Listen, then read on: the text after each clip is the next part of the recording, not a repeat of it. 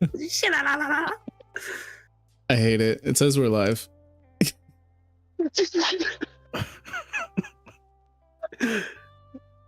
It's not showing up for me. He said, whoa. Oh, there we go. Hi there. I'm Straw Hat Lucas, helmsman of the Last Ark, and thank you for joining us this week for Chadmirals. Tonight, I am joined by Rear Chadmiral, vexyz the Twerking Legend. How are we doing tonight, Vex? Reporting for booty. What's good, y'all? Yes, sir. Yes, sir. We also have in a rare Chadmirals appearance, Chadmiral Smokey Tora. How we doing tonight, Smokey? I'm smoked up and smoked in. Let's go.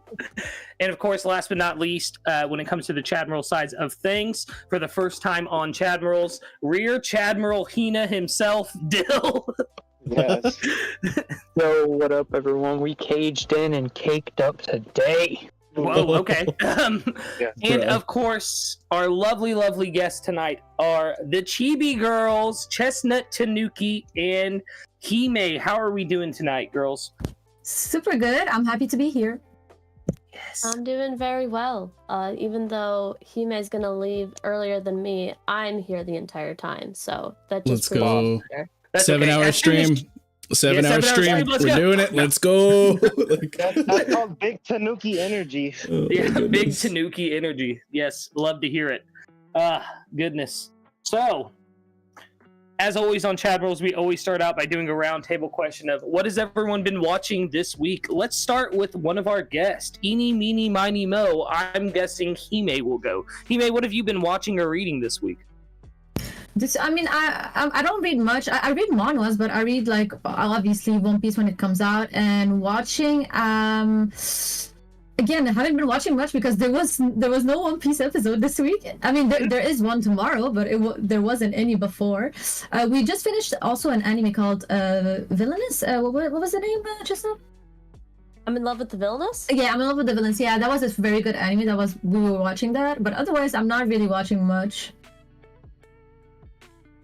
Beautiful, beautiful. And Chestnut, what about you? What have you been watching this week? So Hime lied. She's actually been watching that time I got reincarnated as a slime. Oh, I forgot. We also watched a Returner's Magic. Should be special. Okay, I have dementia. I've been watching the first episode of Classroom of the Elite season 3. That's coming out, so that was fire. I don't think there's too much else coming out like right now, but that's and then I started rewatching it along with Wes, so that's what I've been doing. Well, hell yeah. I should have mentioned this before I asked you guys. It could have been also anything that's not anime as well. Like, so if you've been watching like some soap operas or whatever, I don't know. I watch soap operas, so I am a weeb, bro. Yeah. I don't. If there's real people in it, you gotta really convince me. All right, so while we're speaking on real series, I've been watching the new Percy Jackson series. I'm thoroughly enjoying it. Yo, is it good? Yeah, my nephew loves that shit. Yes. It is very good. It sticks close to the novels, but it feels like Rick Riordan is sitting in the back approving extra jokes that get added in. I believe he wrote, or he was like script editor for most of the series. I believe it. Yeah, I've heard really good things. I really enjoyed the first movie. The second one wasn't that good. The books came out right as I was leaving high school, so I kind of missed the window for them. Really didn't appeal to my audience anymore. Nah, dude, no, because you and I are the same age, Lucas, and Rick Riordan went to my middle school for a book signing. They came out before then. Did they? Maybe I just only learned about them when I was finishing high school. I also want to real quick. Remember, he had the Roman series and the Egyptian series that came out after Percy Jackson, but yeah. Real quick, I want to shout out to some of the goats in the chat. We love SSJ8 Cody. He's normally a regular fixture in Chadmirals. That's our guy. He's moving. We hope for safe travels and whatnot, Cody. Shout out to Den Kushi, captain of the, this man said wop slap. I'm dead. Captain of the Last Ark. Shout out to the Chestnut Tanuki. Don't know if you guys have heard about her. Link in the description. And we also have 3-day trip, the Navigator of the Last Ark. We love you, 3-day. Shout out to the Will of Dreams. Shout out to Jacoby. Just put out a video on his new channel on YouTube. Definitely go check that out. We did a community post about that. Everyone go subscribe to Jacoby DJ. He will be on Chadmirals next week, actually. Hey. Talking to us. He just hit the time skip in One Piece, so let's Go, spoil the fuck out of. No, I'm joking. Oh, hey! You remember when Usopp found the One Piece? Crazy. Yeah, No, crazy, dude. no, but sorry to cut everybody off. I just had to give some love to this shout. You guys are killing it. We love you guys, chat. Yes, love you, chat. Smokey, what about you? What have you been watching this week, brother? Well, I'm gonna stop watching One Piece now that you guys spoiled it for me with this whole Usopp stuff. But I've been watching just nothing but One Piece, and I'm a dad, so I watch a lot of Ms. Rachel and Super Simple stuff. It's pretty terrible. Can I ask you a question? You just did, so let's. No, you son of a gun. No, and I'm gonna apologize to our guest. We get pretty out of pocket on Chadmiral sometimes. Do you think Miss Rachel's husband bottoms for her? Because I do. Me and my wife discuss this all the time. Oh my god! All the time. I think. Listen, I've My wife. watched this show and I've hear a lot of songs and my mind goes like, man, they probably use this song in some of their situations. Put it in. I didn't want to go there.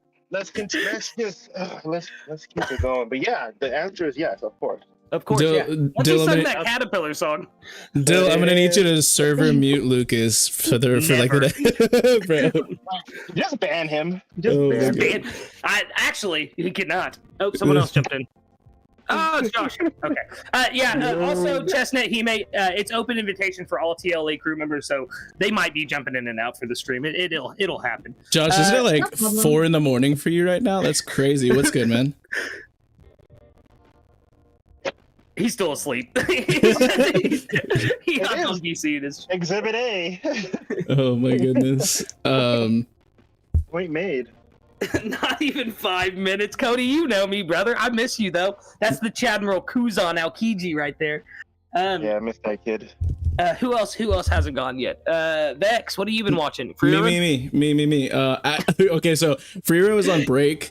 So I did not get a chapter I didn't not get an episode except one came out today, and guess what? I haven't actually watched it yet. So I'm gonna be doing that as soon as we stop this stream right now. But yeah, I rewatched all of Freerun twice during the break week. Because it's absolutely insane how much I am obsessed with that show. It's really, really good. Everybody needs to go check it out. It's phenomenal. I've written paragraphs in this server and in the Chibi Girls server, link in the description if you guys want to go join that. About how much I freaking love that show. I also finished Ancient Magus Bride, which I said a couple weeks ago on Chadmirals that I was gonna hold off on to because it has been just absolutely depressing me, and I wept happy tears at the finale. It's crazy how great that show is. It's famously the first anything media wise that has ever made me cry. So that's wild. Really? Yes. Yeah. Never cried to an anime episode or a chapter or a movie or like. Hold on. If you haven't cried during the Going Merry, yeah, you don't have a soul, dude. Let me tell you right now. Sure, I guess, but definitely bawled my eyes out to the finale of Ancient Magus Bride. Like it was crazy. But season 2 part 2 was amazing. Everyone should go check that out. I also I'm like Romanian Chad. I'm like one episode away from finishing Shibuya in the anime. So like I have not finished JJK season 2 yet in the anime, but I'm like really close. It's just like, again, lots of emotions, guys. Yeah, JJK destroyed me. I finished Shibuya arc in the manga and then read the rest of the series like in the next day, and I still have not mentally recovered from JJK. And then it's been crazy. It's been such an amazing week, just as a One Piece fan in the community, because I've been watching a lot of like YouTube videos. Go figure. Dak has had just a mad amount of streams this week. He did a whole ranking every single chapter that came out in 2023, and that was goated. He did a whole top 30 last night featuring the lovely Chibi Girls as well as so many other goats in the community. That was wild. And I was also in the Chibi Girls stream with Gio where they were doing bingo cards, and it's just been so crazy. Plus tonight, and then Lucas, you got to tell them about what we got going on tomorrow as well. Ooh, yeah, baby. Let's talk about it. Tomorrow is a 7-hour stream right here on The Last Arc. We're going to have a lot of goats on here. Joy Boy Theories, Par Vision, Dax Sake, I'm blanking on how many because there's like 30 people, guys. It's basically a mini Reverie. I wanted to call it the Levelly just to kind of like joke about it being a Reverie. Stop, bro. Automatically no. Crazy. No. Crazy. But yes, it's going to be an amazing stream, and any of our amazing content creator friends in the chat, such as Ghost's Train of Thought. I don't know if you got the invite or not. He's confirmed. Yeah, he's confirmed. Let's go, Ghost. All right, hell yeah, that's what I like to hear. But yes, catch it here tomorrow at 12 EST. It will be going on until 7 p.m. It is a 7-hour stream. Like I said, it's going to be wonderful. First super chat from Mr. Bushido. Always Mr. Bushido. Lucci defeats Zoro. Next opponent will be X Drake. False headcanon. That is a headcanon. That is the most headcanon thing I've heard. Actually, it's not. I've heard your Karen agenda. But we love you, Bushido. You are a staple of the One Piece community. But I want to actually talk to the Chibi girls about their bingo cards. So what are your guys' like big predictions for One Piece in 2024? Go ahead, Chestnut. No. You go ahead. You had some interesting ones. My predictions. I mean, I had a couple. Like, I don't have the bingo in front of me, but I mean, wait, let me just pull it up because I don't remember everything. Listen, I think that my best prediction was the Nami panty shot, like 4K. I agree. Chat was blowing up when y'all said that, and I was definitely a part of it. Listen, spot on one. that's the only thing that really matters, bro. And Mihawk ducking another fight. You know what I mean? Like, there's always something that we can count on, and it's Mihawk saying, "Nah, I didn't sign up for this." I'm good. Yeah, that's a given. Mihawk is a fraud. Is that what you're saying, Chestnut? Listen, bro. If it makes the Mihawk fanboys upset that I don't like their little vampire boyfriend, yes. Wow. I mean, what feats has he shown besides what happened in Marineford? Bro, I literally said, I'll put Mihawk over Shanks right now if you can give me one Conqueror's feat or one hockey feat. Just one hockey feat. And then somebody said his sword. And I said, okay, bye. That's not a... Yeah, that's not a hockey feat. No, that's, yeah. Like, give me another argument. You know, like, I could just be saying that, oh, Griffin is a great sword of Shanks without Shanks doing anything, you know? Yeah, bro. He's like, oh, like, having a black blade just increases your power, like, 30-fold. And I'm like, so why wasn't Zoro, like, the strongest when he got Shisui? That's different. Okay. Why did Ryuma die, you know? Yeah. Bro, why is Enma, who's not a black blade, so much stronger than Shisui? Like, Enma was the one that gave, like, the power up, right, bro? Yeah. Like, so my thing is, it's like, okay, so we already know that a black blade doesn't necessarily have, like, a linear scaling. So how are you saying that just because Mihawk has a black blade, that means he's automatically the, like, strongest in the verse? Did he not... Didn't he show a observation hockey feat during Marineford though? Didn't he give Luffy a glimpse of what would happen if he extended his arms? Or was that Luffy's? He recognized Luffy's observation hockey, which is clairvoyance, like his eyes. Yeah. But he didn't like technically show observation hockey of his own. He literally just recognized Luffy's observation hockey. So I mean, does that count? It might be like a hockey adjacent feat, right? Ghost in the chat said Lafitte has more feats in his name than Mihawk has total. Crazy.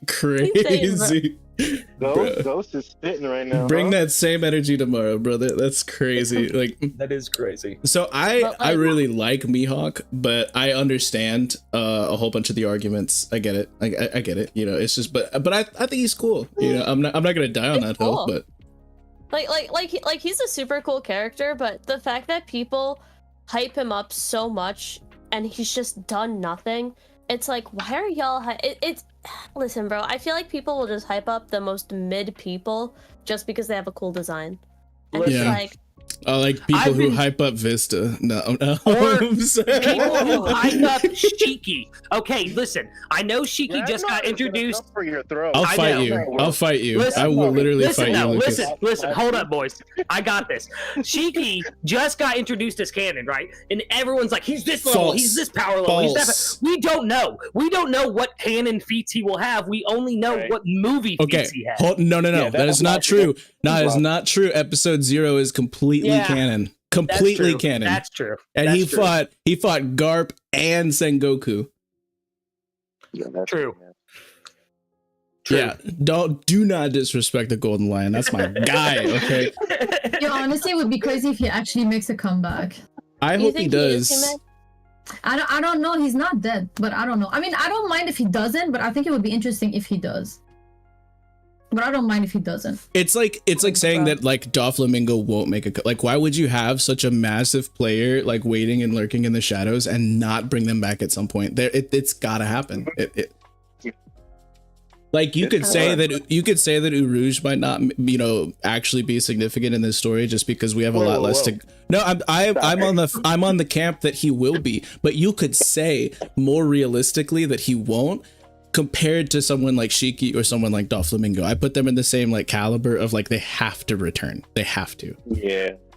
And that's You in my could see the opinion. same- You could see the Just same like thing about Bonplay. Bunny 2 years ago.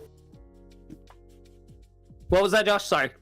You could say the same thing about Rouge, about Bunny 2 years ago. She Yeah. was not important at all 2 years ago. That is true. Everyone. And now she is. Everybody's picking her for being the last straw hat. Like everyone's like, she's coming. She's joining Bro, the this crew. happens every arc. Like It does. I'm just like I'm like, Every oh my goodness. art. What do you guys think though, Chibi girls? Do you think Bonnie's joining the crew after Egghead? Yeah. Yes, totally.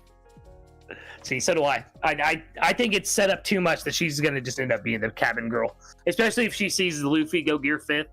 She's gonna be, oh, that's Nika. That's the man I've been looking for. That'd be so cool, Oh, man. Bushido in the chat, like, nah, Lucci kills Bonnie too. Like, Luchi kills Bonnie here At this point. the Straw Hats and becomes captain of the Straw Hats, and an X-Drake becomes, Yeah. a member of all.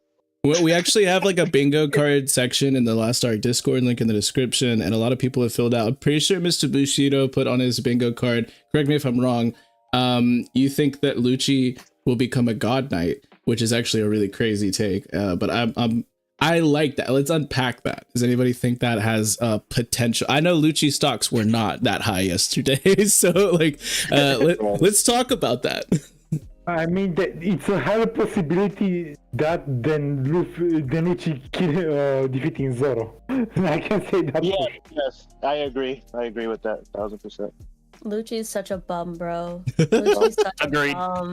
I'm Bro, agreed. this man has showed one base armament hockey feat, no observation feat, no conquers hockey, no advanced skills whatsoever. He has a mythical, or not a mythical, he has an awakened Zoan devil fruit and is barely barely speeding. He didn't even outspeed. He was slower than Zoro, bro. So to have an awakened Zoan, which increases your strength, your speed, your durability, and your endurance, and you're still being held back by Zoro, and you're not just washing him, like, it's such a bum. Like Lucian is still strong, but he's just not what people think he is. I think Jinbei takes him out. I agree. I kind of Jinbei with a body. disagree. Okay, so I mean the whole who's who parallel, and we know that like Lucci was supposed to be like a bigger deal than Because who's who. because Zoro is having already like he's going still like high diff, maybe extreme against Lucci. So we can't say that Jinbei would take him because that would put Jinbei on the same level as Zoro. That's why I have a hard time with this. But see, we still haven't seen enough of Jinbei's feats because in the fight with Who's Who, it was over pretty quick. Yeah, Like, let's be real. I agree, but it's still Zoro is still stronger than Jinbei. So I'm gonna run off with that. But I understand where you're coming from. Condition, though, I think we got to factor in Zoro's condition right now while he's fighting Lucci. He's a little bit fucked up from. Oh, my language. He's already a little bit trashed from the seraphim a little bit. So I mean, that might be a thing. He's wearing that onesie. It's got to cut into his mobility a little bit, right? It Like, has to, right? It has to. Like oh my aerodynamics is a goodness. thing in One Piece. Oh my goodness. I'm just saying, I wouldn't put Zoro at extreme diffing Lucci. That's just me. You said Mr. Luffy or Bushido. Lucci? Oh, go ahead. Yeah. Lucci. We got another super chat from Mr. Bushido with €2. Lucci will be a God Knight and will beat Zoro. Do you really? Okay, no, Headcanon. Bushido. I agree, Josh. Headcanon. But do you really think though that Lucci's on the same level as Garling from what we've seen of Garling? I mean, I don't think all God's Knights are created equally. I know that like that's how a lot of people like in yesterday's top 30 on Dax channel, like he had said like God's Knights and Gorosei count as like a singular slot in the top 30. That was just to kind of make it easier, and it's because we don't really know, we can't confirm, but I do not think all God's Knights are created equally. You know, like I think there can be a big skew between the top end and the lower side of things. We have, you know, we have in to my see opinion. a little bit more. We have to see more God's Night to make that judgment, right? Like we have to see at least like one or two. I Well, I think we mean, did though. We don't even have think- feats from like Garling, except for, you know, what happened 39 years ago. And like, we really didn't even see much of that either, except that he was like slashing down fodder, right? Like, Right. Yeah. That's true. That's true. so like He was writing, anything he was from the writing God's the Knights. steampunk- He was writing steampunk Karu. It looked I like, see. right? I think we did see another God Knight. I think the Manmeyer. I think it's a Oh, woman. yeah. I know some people think that it was a man, but I strongly, just because of how Oda draws women, I think that it was a woman. I think that she is a God's Knight. Yeah, we saw a lot of God Knights in the Kuma flashback. Yeah. That's for sure. We saw Yeah, like but 3 of I them, think but it's we a didn't see like safe feats bet. though. You know, like if we're talking about like how actually strong they are, it's all just headcanon at this point, because we really don't know how they pair up against anything other than fodder. Listen, if Dax lucky he didn't invite me to that stream, because I would put Gaimon as my number one. And just like, Yeah, thank you. No, Lucas, this is why we're boys. This is yeah, why we're exactly. boys. I would have been like, he has green hockey. I would have went the whole TikTok route with it, Yeah. and been like, green hockey. No, one I can stop him. personally think Ors and Preach put Zunisha way too low, because if Zunisha gets one of them rumble balls that Chopper's been working on and goes like a Super Saiyan 3 or whatever, or like a Golden Ozaru, like Not even that, but Bonnie touching Zunisha. The big rock. bruh. Like I don't, yeah, that is actually crazy. Like Someone Prime, put the fucking elephant on their list. oh yeah, Yes. two people, bro. But no, Prime Zunisha, it was one of the craziest things that anybody brought up the entire, like that was dude, I I was about was to say, my guy literally just wanders aimlessly across the earth. Like, I mean, What? handled Sorry. Jack like it was nothing, which isn't the biggest feat, but I mean, like, still. everyone's stronger than Jack. I said this last night in the chat. Like, So- And you would be correct, bro. Jack is a bum too. he is. Not You know all what? bums. Do you know what his favorite pastime is? Losing? Mowing lawns. So yes, That's hilarious. That's hilarious. No way. like that is canon. That is a fact. Gardening is his pastime. Bro, Yeah. I don't think this man has won a single battle, bro. This man lost to a fodder samurai who literally they have like no feats, bro. Lost to absolute fodder. And then Kaido said they're pretty strong, and then just like barely tried and just no dipped them. I'm like, bro, how are you a third commander? That's why Ulti is like much stronger. He was spitting about one thing, bro. Ulti definitely do Thank be you. much stronger than that fraud, bro. Oh, I agree. So out of the two though, out of Ulti and Page One, who do you think is stronger than? Ulti for Ulti. sure. Yeah, there we go. There we This go. one got destroyed. There's no by Sanji. disagreement with that, right? No. Yeah, she's the stronger of the. I think they're called the flying. Toby Robo. What is Toby Robo? Yeah, she's the They're- strongest between all of them. Yeah, the Toby Ropo, like, especially when you're looking at it, you can look at Who's Who, and it's like Who's Who has just like fodder armament hockey. Yeah. You look at Page One, he just is a bum who got beaten by Sanji. You could even look at like Black Maria was beaten by Robin without any hockey whatsoever, bro. Just nothing. See, I'm actually in demon this. form was dope though. That demon form was I was dope. about to say this may be headcanon, but I think the demon form is hockey. because of Yeah, it's how, pretty because cool. of the Yeah, skin probably. color on Okay. the demon floor. But I mean, in so the anime they confirmed that it wasn't hockey though. Unfortunately, it's it could red. be like Unfortunately. it could be like the Rokushiki techniques, like hockey adjacent. Mhm. Also, shout out to Kev Dog in the chat. What's good, brother? Yeah, Kev, I'm starting Fiona and Cake tonight. Actually, I finally convinced my wife to watch it with me, so we're Kev, starting that after stream tonight. Kev, we got to get you on for a Dawn to Dawn stream before the anime starts. Lucas is Yes, dying, bro. Absolutely dying. Also, shout out to JJ, John Sherrod on all social media in the chat. What's up, OPU fam? Love you, JJ. We gotta do another OPU TLA collab soon. Yeah. I have to be part of that. Oh, But that's yeah. what I was gonna ask you guys. Chibi girls, you guys are reacting tomorrow, correct? Tomorrow night. Yes. Yep. Whenever y'all get that scheduled, can one of y'all DM me so I could put that in the description for our stream that we're doing tomorrow, just so we can make sure we give them like a good way to find y'all as well. But yeah, OPU is also doing a stream tomorrow where they will be doing a ranking of every single chapter that was released in 2023 of One Piece with Rock's review. So that is also linked in the Stream of Liberation description where there's lots of goodies. So yeah, everybody make sure you tap in tomorrow for that and for us and for these lovely chibi girls as well. Lots of like a crazy amount of content coming your way tomorrow, chat. Hope y'all are all ready. Insane amount. And yes, just to Doran in the chat, yes, Egghead, it starts in the anime tomorrow. Hype. Very Oh my god. Have you guys heard the opening yet? I No. have. Wow. It's a bop, actually. It's been going around Twitter. It's a bop. Yeah, I vibe with it, yeah. Yo, I wasn't a big hell fan yeah. of some of the Wano openings, but the Egghead opening, like, they chose a good one for the first yo, I'm one. not gonna lie.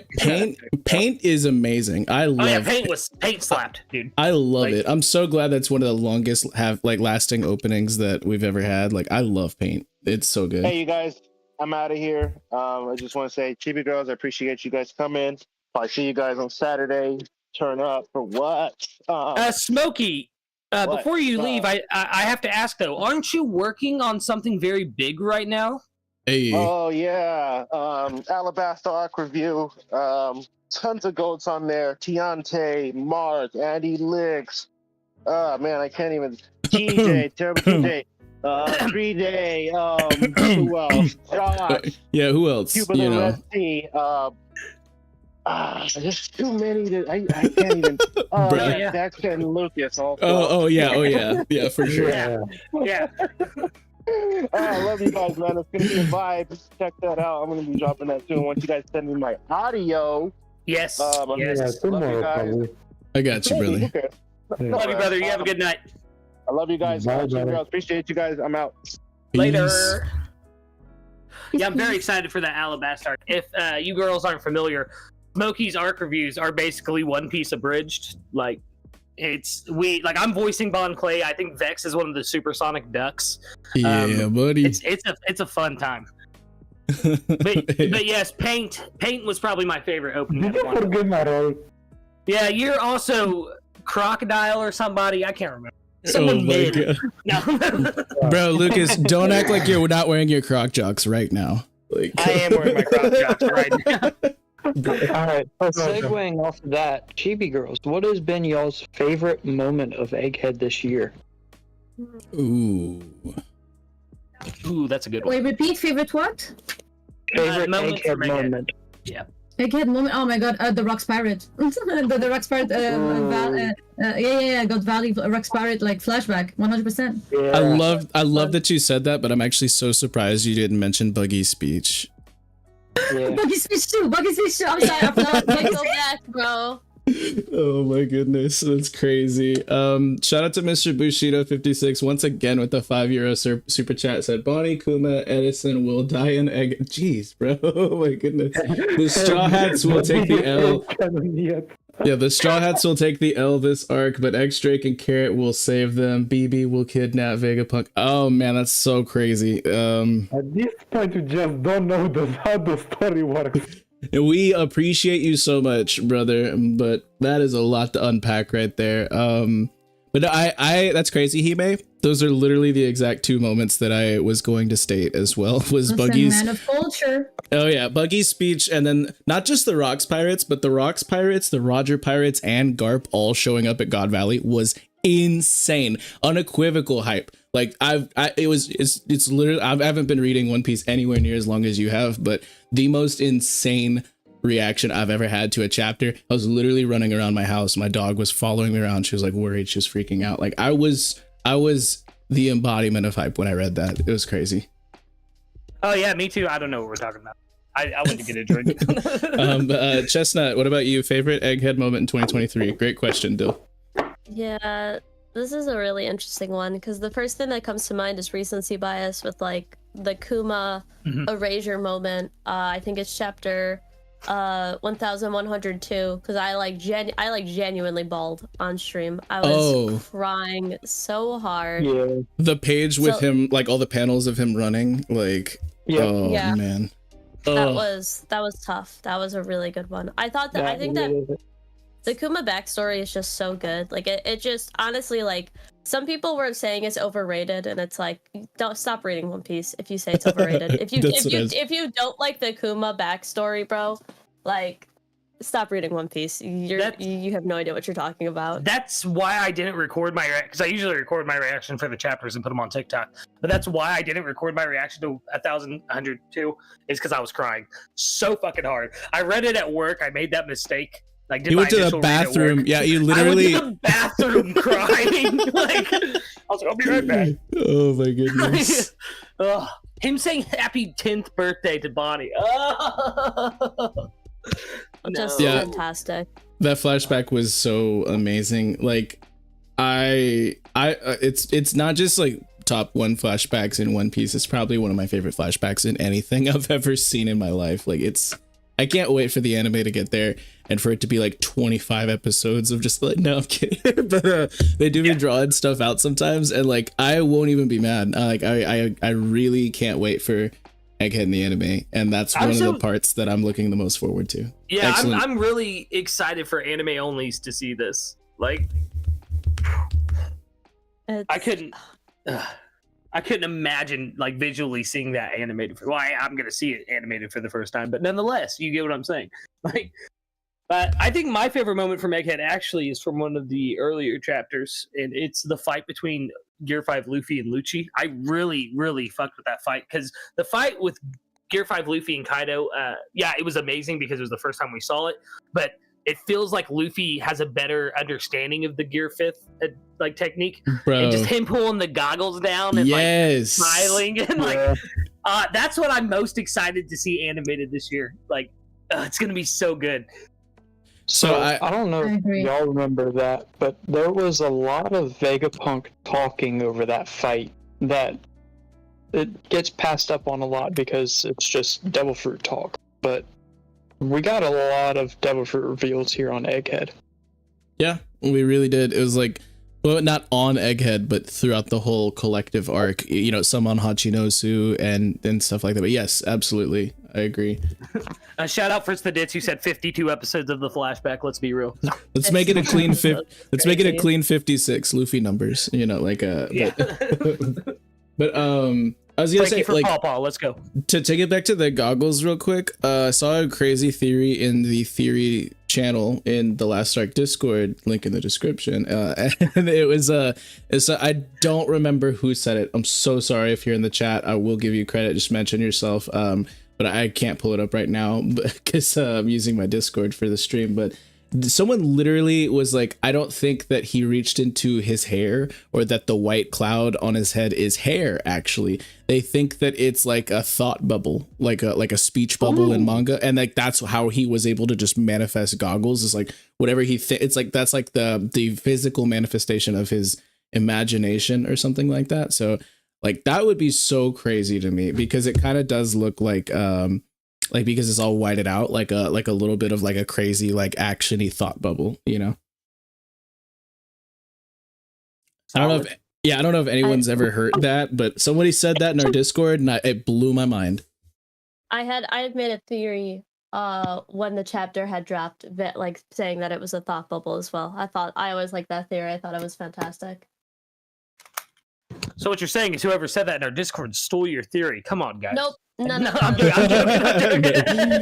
Yo, I'm gonna be honest. I feel like the entire like theory, like I've made a video on this. Like theory ownership to me is so weird because like I feel like some of the stuff I be saying is like so simple to me, and that's like if other people be having the same thoughts, that just means we're mind open. We got the same thing. We have the same source material. Preach. Exactly. But no, the only person who ever steals from me is Hime, unfortunately. So what? She hears those thoughts and she's like, "I'm about to go make a TikTok right now." Oh my goodness! I'm just kidding. Sorry, Hime's on her toxic Twitter arc, so I don't want to make her mad at me. No, that's not true. I'm a sweetheart. I'm still a sweetheart at heart. But I have to go like in a bit. Like, do you have a question for me before I go? Lucas, the floor is yours. Why is the floor mine? Why you put me on the spot like this? I mean, I'll ask you. How was your day, Hime? You good? How was your day? I mean, but I feel like I already answered that. It has been going super good. Honestly, nothing too special. Like, it's just a normal Friday, you know. Nothing too crazy. Just being chilling. Yeah, I got drunk, fought a cop. I get you. Oh my god, that would have been really funny. Oh my goodness. Yeah, ACAB, I get it. Whoa. Whoa. Well, yeah. Before you go, I know we just talked about favorite moments in it, but I want to know what your I know I missed a bit of the conversation because I was getting a drink, but I want to know what's your most anticipated moment to be animated from Egghead.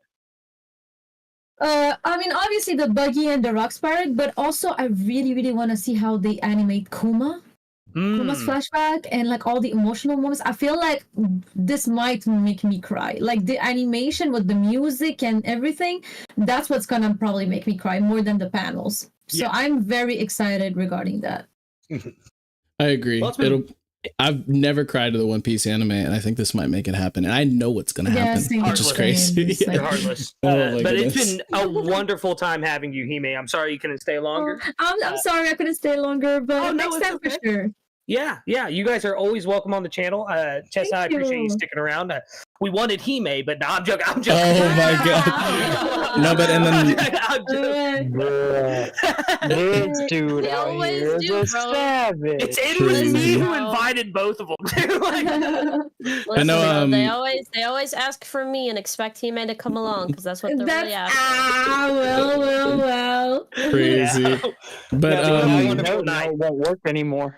Hime, I did also want to say, like again, like we've got the big stream tomorrow. You are more than welcome to pop in whenever you can, if you can. We would love to have you on that as well. I thought they had confirmed to be on it because I think Hime's on the thumbnail. I didn't confirm. I said if I could, I will. But the thing is, like I have appointments during the day, so I don't know how that's gonna work.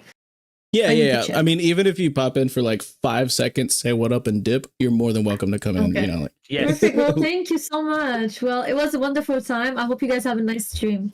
Yeah, have a good rest of your night. Have a great night. Right. Have a great rest of your night. Bye. Now that she's gone, thank God. No, I'm joking. Oh my god. No, I did want to say, like, as far as animating Egghead and things like that, I actually am super hype for and before anyone flames me, hear me out now. I need to see Luffy versus Kizaru animated because in the panels it was a little bit lackluster, and I know a lot of people feel, you know, kind of that same way, but I feel like it was actually a good fight. We just didn't get that in the panels. I think that the actual like fight in the anime is going to be like the peakest of peak, though. I kind of hope it will be, you know what I mean? See, I feel the same way because I feel like Luffy in the panels kind of dog washed Kizaru, and I feel like he actually did put up more of a fight than what I was seeing. Well, it's like it's a bit ambiguous. Like I've heard multiple people kind of dissect that fight and have different takeaways, and I'm just like, you know, we read the same chapter, right? Like, and I don't know. I feel like the anime will really put some of that to bed. You know what I mean? That's what I'm hoping. I hope it's dope. I hope it is like one of the best fights. I love it. Listen, I feel like so many people think that like Kizaru got one-shotted, and I don't understand how somebody could say that after they fought a whole battle. There was a whole battle, and there's literally portions where Kizaru's like, "Man, you're in my way," and Luffy's like huffing and puffing, saying I'm trying to, and it's like they were very evenly matched, and they're both on the ground afterwards. They're both on the ground. Luffy was knocked out and Kizaru was still up. Like, that's a technical win for Kizaru. Like, I don't know if this was Luffy, right? If this was Luffy with Katakuri and both of them went down after a fight like that, and Luffy got the final blow in, and like Katakuri went down and was knocked out, and Luffy was down and still awake, people would give the dub to Luffy. Yeah, and I think it's just the main character bias, bro. Where it's like, come on. I mean, Kizaru only take one shot in properly shot. He literally was one shot at. He didn't get any other shots in. Well, Kizaru had Luffy on the ropes up until Luffy went Giganto. Yeah, and then Luffy literally grabbed him and was like, "Ha ha!" But nonetheless, I still want to see it animated because I think Chestnut's right. I think the manga, though, it kind of showed Luffy having the upper hand, but I think it was more of an equal fight. I think that Kizaru was putting Luffy through the ringer as well as him putting Kizaru through the ringer. No, Listen, there were multiple moments, even in the manga, where it's like Kizaru was doing stuff and Luffy was taken aback and trying to fight him, and Kizaru was like getting the upper hand on him. Multiple times where Luffy was outsped in Gear 5 and he's like, oh shoot, like I wasn't paying attention. So it's like, to me, bro, it's very obviously this was a very equal fight. They were both going. There weren't very much damage on both of them. And then we have to also understand that Kizaru is having this mental nerf as well. So, like, he's not getting back up because he doesn't want to. Like, he's... So it's like, I don't know. That when I read that fight, I'm like, this is like, if Luffy was in Kizaru's position, we would be saying that Luffy won. Yeah. But because Luffy isn't, it's not. Yeah, it's that, like you said, it's that main character bias. With Kizaru, though, I've been pushing this agenda since May of last year. I've been saying Kizaru is going to betray the world government. Do you think Kizaru gave Luffy the food? Yeah. Let's go. He's Uber Eats. Bro was literally doing the bro. He was like he was like eating the pizza and dancing along with them, and he's sitting there like, Bonnie, Kuma, like, bro. Yeah. I'm here for it, but I'm more on the, like, I don't know. I think that what's I won't be mad if it happens, but I think the theory that I heard, it's not my idea, somebody else said it, but the theory that I heard that I think vibed with me the most, or that I vibed with the most, was that, like, all of the starving Cypher Pole people who were down below in the basement that got fed, someone there is actually who got the food to Luffy via, like, the food machine or something. But I won't be mad if it's Kizaru. We got a shout out again to Mr. Bushido with another €2. So what happened next for Kizaru? Dies or becomes a pirate? I think that he will. My personal opinion is I think he's going to do a self-sacrifice sometime in this arc, but I don't know. I don't see him becoming a pirate. That's for sure. And yeah, shout out to Ragnar in the chat, my goat. Yo, Ragnar. He said which one? Yes, I love you, Ragnar. I miss you. I miss your dugong muscles more than anything. Oh my goodness! Shout out One Piece D&D for the last arc, link in the description. Bruh. I do though, like his dugong muscles. You can catch him out as a 4-arm mantis shrimp fish man from the Sky Island in Group 2, because Group 2 solos, and that happens every Tuesday night. Yeah, Sundays, One Piece Marines is coming back. Let's go. Woo! Lots of hype. Like, TLA is back, y'all. Like, we're coming in full swinging. Like, 2024. Full swing for 2024. Yeah, 2024 is going to be absolutely crazy. And we love having the Chibi girls here to kind of open it up. And then we've got just the sickest lineup tomorrow. It's going to be crazy. Oh my God, this is the first stream of 2024. I didn't even fucking realize. Yeah, I was gonna. I didn't even do a stream this Tuesday because I did not have a lot of time at all this week. So yeah, this is my first streaming. I was gonna be doing like a Group 2 like TLA D&D like a thing on Tuesday. I was just like, yo, fuck it. Like, I need the energy for this weekend. This is gonna be crazy. Dawson Ned in the chat said, I see Kizaru being a leader of Sword. See, I think if any of the admirals are going to be involved with Sword, it's going to be Kuzan. Sengoku. Fujitora. Yeah, Fujitora. I see Fujitora That's like leading half, the. that's like half the admirals were like, if any Yeah, of them are everybody was like Fujitora as well. Like, but I see Fuji leading the Marines to the next era. If I'm being honest, in the way that like Kasabo, that's what he wants to. He wants to fix the Marines and the corruption of the Marines. You know what I mean? He wants to get them back on the right path. And I see I feel like Fuji will do the same thing Sabo's kind of do. Maybe not joining Sword though. I don't know. So Fuji new fleet admiral? Yeah, that'd be my dream, man. Fujitora is my favorite admiral. So Probably. Fujitora is pretty sick. yes, the blind monk. I love the trope. I'm not gonna lie. Like It's gonna be me one day, yo. Uh-oh. I'm already halfway there. Yeah, Now he I'm just needs already- to go become a monk. Oh my god. Oh wow. But no, does anyone else have any other favorite animated moments, like moments from the manga that they think are just going to be absolute peak, except for the ones we listed, obviously? yeah, none of us mentioned the whole shit with the Reverie, with Sabo and Emu and the Gorosei. Like It'll be cool, but that's Yeah, also no. coming like tomorrow, so I'm not like as hyped Not about it. But... not that thing. The Oh, the thing. other, the other thing. I was like, Yeah. listen, there's so much stuff about the Reverie in this, but yeah, Like, yeah, we yeah. get There's further the clarification Gorosei. later on. But we get the first initial scene of it coming up. Yeah, tomorrow is gonna be the first scene. I think that I really want to see the Vegapunks in action. I want to see the Shaka death scene. I want to see how they do it. Dude, that's gonna be crazy. You think there's gonna be blood? Because like Yeah, the bro. anime I doesn't think do it's that gonna a be lot. oil. I think it's gonna be oil because he's oh, half wow. machine or whatever. I thought it was oil when I read the panels. If I'm being honest. You never know. I mean, the I feel anime When doesn't Sokka do. dies. Yeah, the anime doesn't do blood a whole lot. So I mean, like, it does now, but especially back in the day, it did not. Like, but what do you think, Chestnut?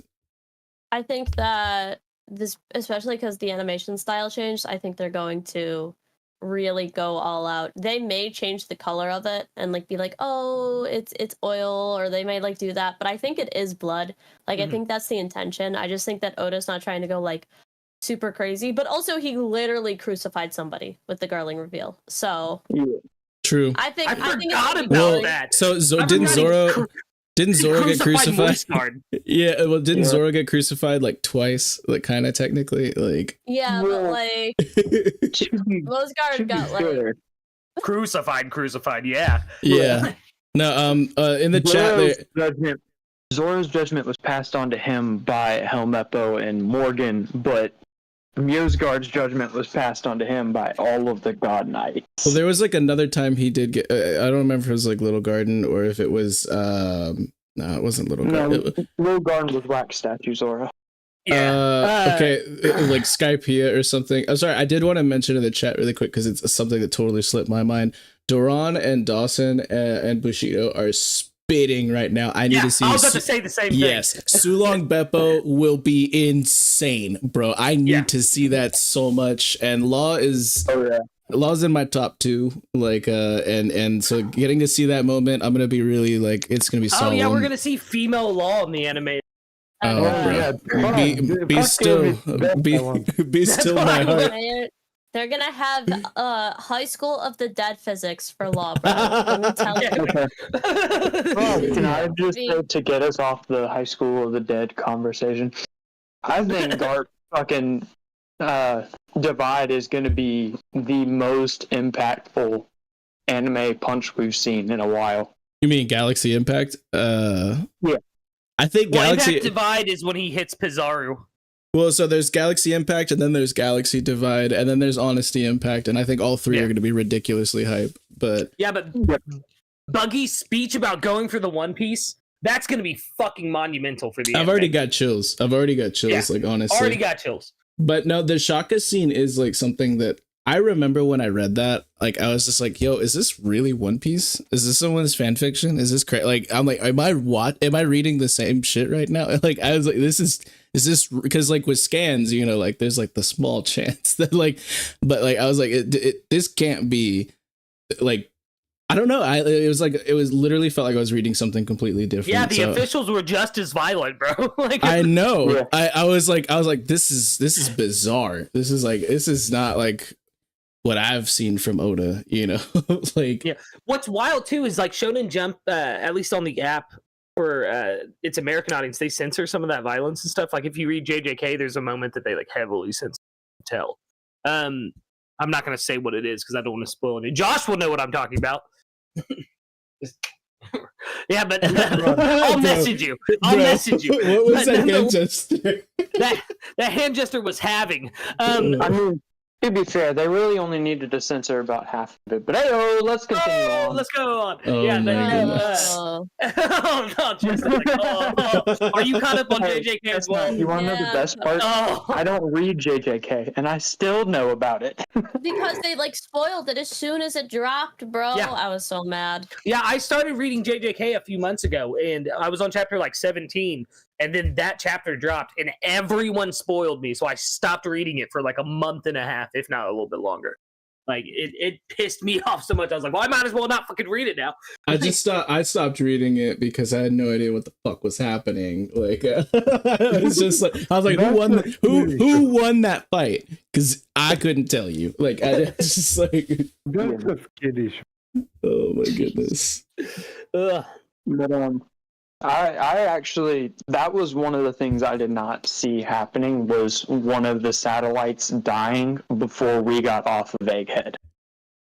I thought, if anything, it was going to be one of the satellites risking their lives to save the crew, and Vegapunk, which would be Vegapunk experiencing some sort of ego death in having to sacrifice himself for himself. I'm not gonna lie. Didn't even react. But we didn't get to see it. Oh, he did. Yeah, he was freaking out whenever he got down there, and he was like, he was looking around. He's like, "What the heck happened?" That was at the same time he found out about York. Yeah, but the thing is, I thought that like literally all but one of them was gonna die on Egghead. So kind of the opposite of you, Dill. Like the second Lilith was like talking huge mess and Zoro was like pulling up, I was like, oh, she about to die. Like he does not care, bro. Like I was like, this shit about to be ended. Like there's no way. And yeah, that's the thing. I think every faction on the Egghead right now is gonna end up with a satellite. Yeah, like Straw Hats is gonna end up with Lilith, Blackbeard is gonna end up with Edison, and the world government is gonna end up with York. What? York, yeah. Crazy. I can see that. I hope that they do the York reveal better in the anime, because that was honestly the absolute lowest point of anything Egghead related, in my opinion, was the York reveal. Worst chapter of the year, in my opinion. I hope they give some lead up to it, like revealing but not revealing. I hope I hope they don't put it in the opening, like foreshadow to it too heavy. You know, anime just nowadays just kind of spoils like shit in the opening by themselves with the Gorosei sitting behind her. Yeah, that'd kind of be a spoiler. No, yeah, honestly, but like I think that like that's something the anime did really well, in my opinion, with post Wano. And I've been seeing some of y'all's reaction streams as well, Chestnut, and I think for the most part you guys agree, is they've been kind of post Wano felt rushed, but in the anime they took a little bit more time to detail certain moments out and things like that, and I think that it had it stepped up a little bit, in my opinion. I liked the post Wano anime a lot more than I liked it in the manga. I think that the York reveal deserves a bunch of that, because I did not like it in the manga. Like honestly, that was the only part of Egghead so far that I thought was not like gas, that chapter was such a letdown for me, and I think that the anime has the chance to drastically improve it. I hope. Yeah, I've been saying for a little bit that I think they kind of flubbed up a little bit with that. I really didn't like how they glossed over a lot of it, and we're supposed to be filling in like a lot of stuff, and I'm just like, I don't want to fill it in though. Like I want to see how they actually figured out it was York, because there's like a good bit where it's like they don't know what's happening, and then all of a sudden it's like, oh well, Luffy figured it out. It's like, show us exactly what happened. I know, right? Honestly, so, I agree entirely. It's just it's just annoying. I don't think I've talked to any One Piece fan, content creator, or anything who wasn't a little bit rubbed the wrong way by the York reveal. Because I had my mindset that it was Edison. because it was like, oh, this is a chibi robot. He looks so cute. I That's mean, gonna be that's gonna be the traider. Like, I'm cool with it being York. I just wish it made more sense. Like, it could have been anyone. It could but whatever, man. I've gone blue in the face about this in the past like year. Like, it definitely rubbed me the worst way when it comes to anything I hit. Oda revealing his mysteries. This didn't feel like one of Oda's mysteries. Yeah, I agree. There wasn't any lead up to it. There was just a, hey, why are these seraphim acting weird? And then after we got the reveal of who it was, then we got a flashback showing of them doing all the dangerous stuff. It still didn't explain how all of that information got past Vegapunk himself, though. Yeah. I did have to. We missed a super chat, another one from Mr. Bushido, so I gotta read that. I knew he was gonna correct himself in the chat because there was some typos. So I just saw he corrected himself. He said, "Correction to my super chat: Akainu is sword, Kuzan is a rev. We'll post evidence in the Discord." He's talking about the TLA Discord. He's got several different like threads going on in the Punk Records forum section. And some of them are absolutely fire, and then some of them are about Carrot. But yeah, definitely link in the description. Check those out. I have seen your arguments for the Akainu and Kuzan stuff, and I think some of it's a little bit stretchy, but the whole Akainu for sword thing has been an agenda for longer than I've been caught up, because I remember seeing a cover story. This guy like was hanging around some bonsai trees and he had like a sword tattoo on his chest. Oh yeah. Yeah, and like a lot of people with it, and I was like, "What sword?" Because I was like getting through Whole Cake. I was like, "What?" Like, so. But I remember that's been an agenda for a while, and I've never really fully believed in it. But hey, I mean, I need something from Akainu, like outside of being behind a desk, and I need him to be the one person Luffy kills.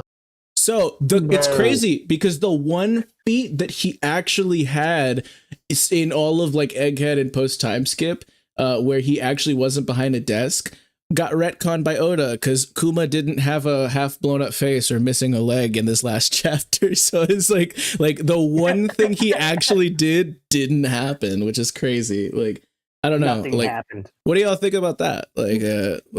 I will be right back. 1 second.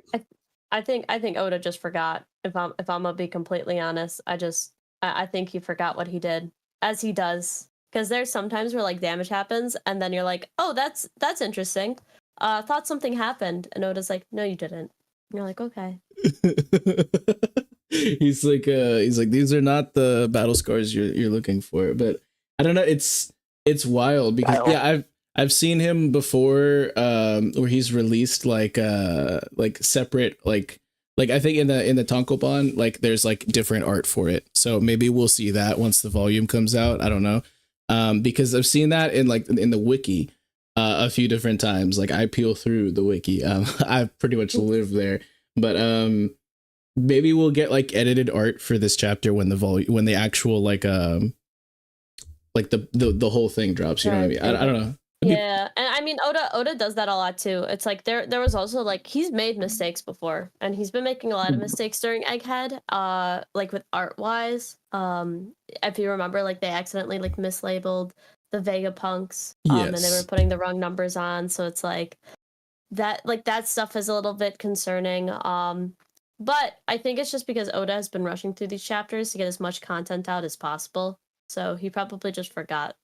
I assume next chapter it'll be retconned. I think he might also be leaning a little bit more onto his assistants, because usually he does character art and he'll draw like the whole island thing, and then he'll let his assistants do the rest of the backgrounds once like the aesthetic for the island has been set. You know what I mean? Like, so like he'll do like the full big double page spreads and stuff like that. But then for like other panels, he's like, okay, I got the character art. You guys, deal with the backgrounds and stuff. I think he might just be kind of outsourcing a little bit more to his assistants these days, especially because of how busy he's been this whole year and everything that he's gone through with the surgery. I mean, I don't know, like, but there's a lot of different things it could be. I love and respect Oda and everything that he does anyways. So it's not like I'm like being hypercritical, I wouldn't think, but it's like, it's curious. And so, it's definitely something to talk about. It's interesting because you brought up a really interesting point about the fact that he does all of his own character arc, and the reason that he does that is because he wants to add small details, and wants to make sure that people will see small details. So like that's why people will like be like, oh, this person has the same eye color, like it means something. This is shade, like Shanks' hair is the only one that's shaded in out of the whole manga, like that has to mean something, right? So I think he likes to put those little things in here and there. I also think though that Oda's a little too anal about certain things and should outsource even some of his character art to some of his editors. I think that would help his workflow a lot better. Like his assistants, I mean. Because I feel like he stretches himself too thin, and then we get like 7 breaks in a row, and it's like you could probably be done with One Piece if you just let your editors do just a teeny tiny bit more.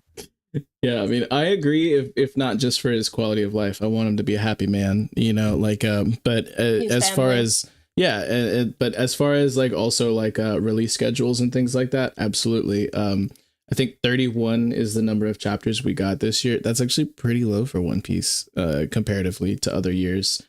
And, you know, obviously with the live action going on and with them trying to get out to like different shooting sites and getting to like different parts of the world and like with his eye surgery and, you know, like the usual like breaks that we get around the holidays and Golden Week and stuff like that. I think that like, I don't know if 31 is what we come to expect because of Oda. I think that like, yeah, if it could be made easier on him just by kind of like outsourcing a little bit more to the editors, you know, I would encourage it, you know, obviously so that we could keep pace with what we're used to as readers, but more so like first and foremostly for his quality of life, you know, because I think he deserves to, you know, have, I don't know, his schedule is crazy. I don't know if it's still like how it was whenever I read about it, but this dude is like a machine, you know? Bro, I don't care if he gets 1 or 10 chapters a year. I'm good. Give me a panel. Yeah, give me a panel a week. I'll still be fine. Like, Listen, yeah, oh, sorry, go ahead. I was gonna say I need him to start just dropping more lore information then if he's gonna be doing some of this stuff. Like, yeah, this is what need to be happening. Honestly, just go the Hunter route, bro. Yeah, give me like a paragraph with stick figures. Like, I don't care, bro. Like, give us the rough sketches. We'll figure it out. Honestly, the rough sketch that he had to drop this year wasn't even that bad. We don't need cleaned up art. We'll just have them clean it up in post. Yeah, I really enjoyed that. I thought it hit more with the sketches, like the way it worked.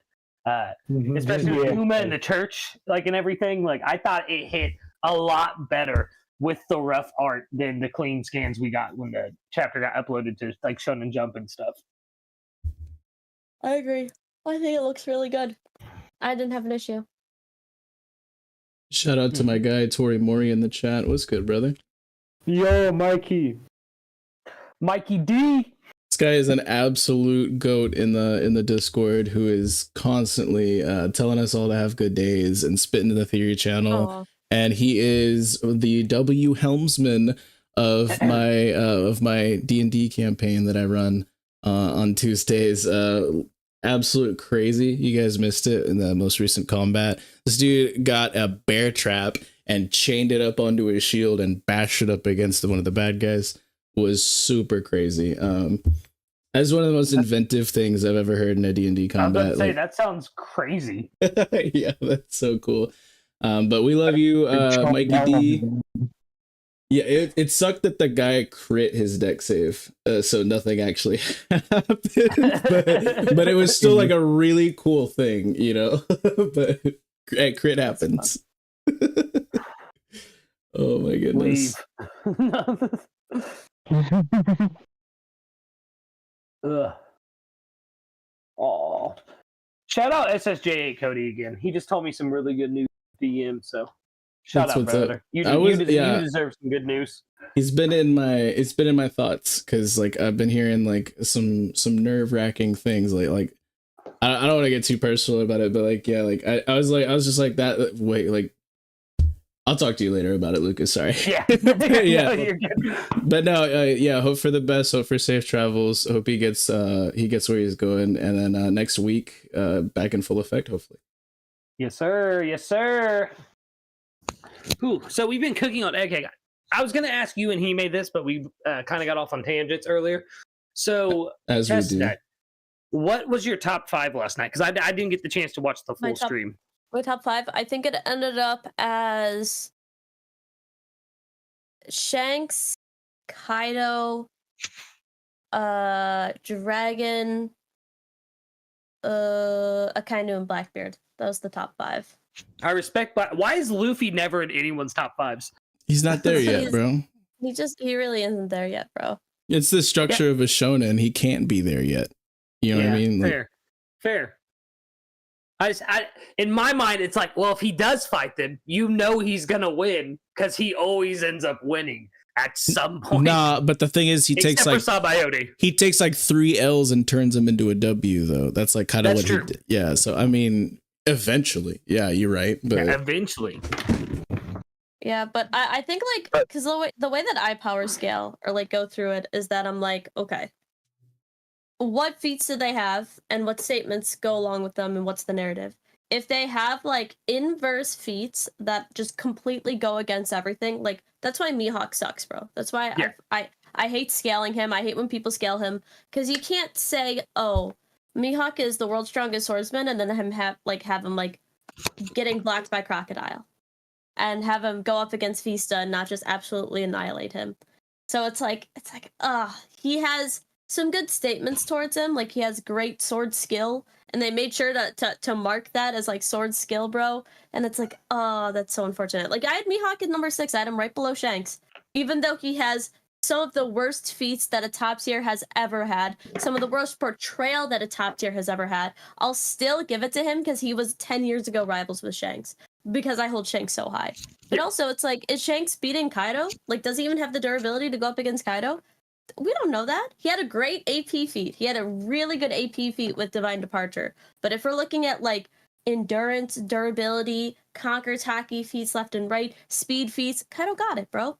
Yeah, and then when you're looking at Dragon, you have to be like, okay, both Luffy and Garp are insane. Garp trained Dragon more to the point that he even trained Luffy. We see like the genetics, we see how the world government fears this man, like he's gonna be strong. So I always like putting him somewhere in the top 5 because it's like, do I think currently with the information that we have that Kaido would lose to Dragon? No, I don't think so.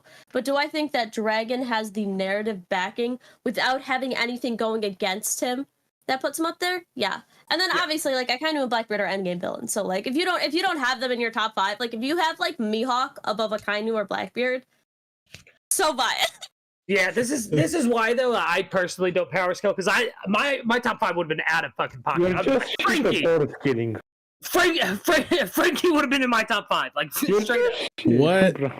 Dude, tell me Frankie wouldn't dog walk Crocodile. He would. Yeah, Crocodile's not even. Yeah, but all right, Crocodile's not in the top 30. I mean, he's like he was in some people's top 30 last night. I would put him around like 25 to 27 range. You know, like, but. No, Frankie, nah, bro. Like, that's crazy. People glaze on Frankie so hard. And, like, he's modular, so there's room for upgrades. I get that, but nah, bro. Frankie as is getting... His battle IQ, though, dude, is no, bro. Frankie is getting folded by any of the top 10. Any of them. So what hockey are y'all backdooring to Crocodile here to get him to 25th to 27th? That's what I wanted. Crocodile has 0 hockey feet. Crocodile doesn't have any hockey feats, but Crocodile has shown feats similar to Mihawk by destroying all those ships. That is true. So, and he's clashed with Mihawk multiple times. So if you have Mihawk in your top, you have to put Crocodile somewhere. Also, to Ragnar, because that came from. Listen, bro, to Ragnar, because he's mad I didn't put Jinbei. I had Jinbei on my list. I was trying to move it around, but when it got to me, totally forgot to mention him. I had added like people and took away people, and I was like, shoot. I was going to add him in the first 5, and then I'm like, oh, I'll just add him like somewhere underneath Sanji or something. And then I totally forgot to move it around again. That was my bad. Oh, I love Jinbei. Like I said, I want to see more feats from Jinbei though, because we got to see a little bit of his hockey and stuff during the Who's fight. But I want to see some like god tier feats from Jinbei, especially if he's gonna have a bigger bounty than Sanji. Like he has to earn that shit for me.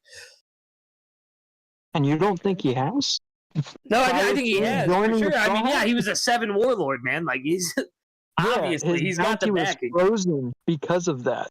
That's true. They took into account all of that and said, hey, plus you're allied with a new Yonko after leaving a Yonko? Yeah. Yeah, about that. No, I love Jinbei. I love Jinbei as well, and I think that Jinbei is in the tier where it really just depends on the setting for you to really because he is somebody like OPU likes to like troll about it. Like I don't know if it's trolling or if it's like legitimately genuine, but like we do a little trolling. But OPU, shout out to my guy JJ in the chat right now with his Frankie love. But I know OPU likes to joke a lot about underwater Jinbei, and I will say underwater Jinbei is something that might be unmatched in the verse, but you don't always get that kind of setting for a fight. You know what I mean? So I don't know. It's crazy. That's my problem with like power scaling in One Piece specifically is like when you get to a certain point in strength in all categories, it's like one wrong move and it could go either way. It's not like like in a vacuum. If you assume that everybody is like on peak, performance and is executing perfectly and things like that, that's one thing. But where are they just like fighting on Final Destination? Like where there's like no environmental anything, like One Piece isn't built like that, so you have to really take into account so many more variables, and I'm just not a power scaler. I never will be. Yeah, but plus with power scaling One Piece too, it also comes down to the will of the person. Like sometimes a person will just have a stronger will than the other, and that's what gives them the upper hand in the fight. Like also Jose, we're not talking Jinbei versus Sanji right now, or else me and Josh won't shut the fuck up. Like it's and no, Josh, I see you in the chat trying to be slanderous. If I were talking out of my butt, every sentence would end in boo. Like Kinemon. Kinemon for Straw Hat. That's my carrot. Oh my god, you should understand. No, dude, that bothers me so much. Ever since Wano ended, everyone's like, oh, I miss Yamato. I miss Momonosuke. I miss this person. I miss that person. I miss Kinemon. He was with us since Punk Hazard. Yeah, we had 12 years of Kinemon. I love Kinemon. I'm not going to lie. But if I'm going to be completely honest, to serve the narrative, homie should have died. I agree. On the rooftop? When he asked Luffy to carry the weight of Wano. Absolutely. Yes, should have died. Oh man, that again, post Wano just kind of like left me feeling some type of way. Yeah. Hold on, Chestnut. Thank you so much. I've been saying this about the Sanjay versus Jinbei thing. Everyone was telling me Sanji washed Jinbei. I was like, hell no, he does not. It's an extreme diff battle. We have to remember, right? Like, regardless of whatever flame Sanji does, Jinbei literally controls water. Jinbei has insanely durable armament haki, as we saw in the Who's Who's fight. We also know that Jinbei has some incredible speed and has the strength to go up against somebody like Big Mom and block an attack. He's incredibly strong. Like, we've seen multiple strength feats from him. And also, especially if he's in water, like the speed that a fishman can have, even if you're doing like moonwalk underwater, it's crazy. But also, like, fishman karate, I think, is super underrated. I do too. As someone who plays fishman in one of my D&D campaigns, I can say fishman karate is top tier. That is such a good power system. Fishman karate, crazy. I love fishman karate. Oh man, chat's going crazy right now. Yeah, I love it. I absolutely love it. Oh man, yeah, y'all should have saw the whole Conquerors dispute that Josh and I had in the Discord. It's so crazy. Much love to you, brother Josh, but you were just like crazy on dick about Sanji. Sanji, yeah. Like it's but not. I get it. It's not like it's not a mid diff. It's not even like it is exactly like she said. Either way it swings, extreme diff in my opinion, unless the battle's underwater, which because Jinbei's taking it. Josh is like, no. No. I mean, if that's your whole response, good for you. But that doesn't really keep the conversation going, brother. Well, see, now I gotta ask everybody. Who do you guys think the top 5 strongest Straw Hats are? Oh man, All right, so hear me out. Sanji, Zoro, Jinbe. Nah, it's Bon Clay. We got Vivi, Bon Clay, Vivi, Carrot, Yamato, and Kinemon. That's top 5. Yep. I mean the main 10. Are we taking the main 10 or the Sanji, extended one? Jinbei, and Nami, and I take no criticism. That's okay. I was gonna say Luffy, Zoro, Sanji, Jinbei, and Robin. So Yeah, I think Nami could be Robin. I think that Nami could technically even be Jinbei. I think that Nami would no diff Sanji. I think that Nami versus Zoro is a pretty tough fight, but she's getting out of there. The only one that I don't know how to scale her to properly is Luffy yet, but we will see.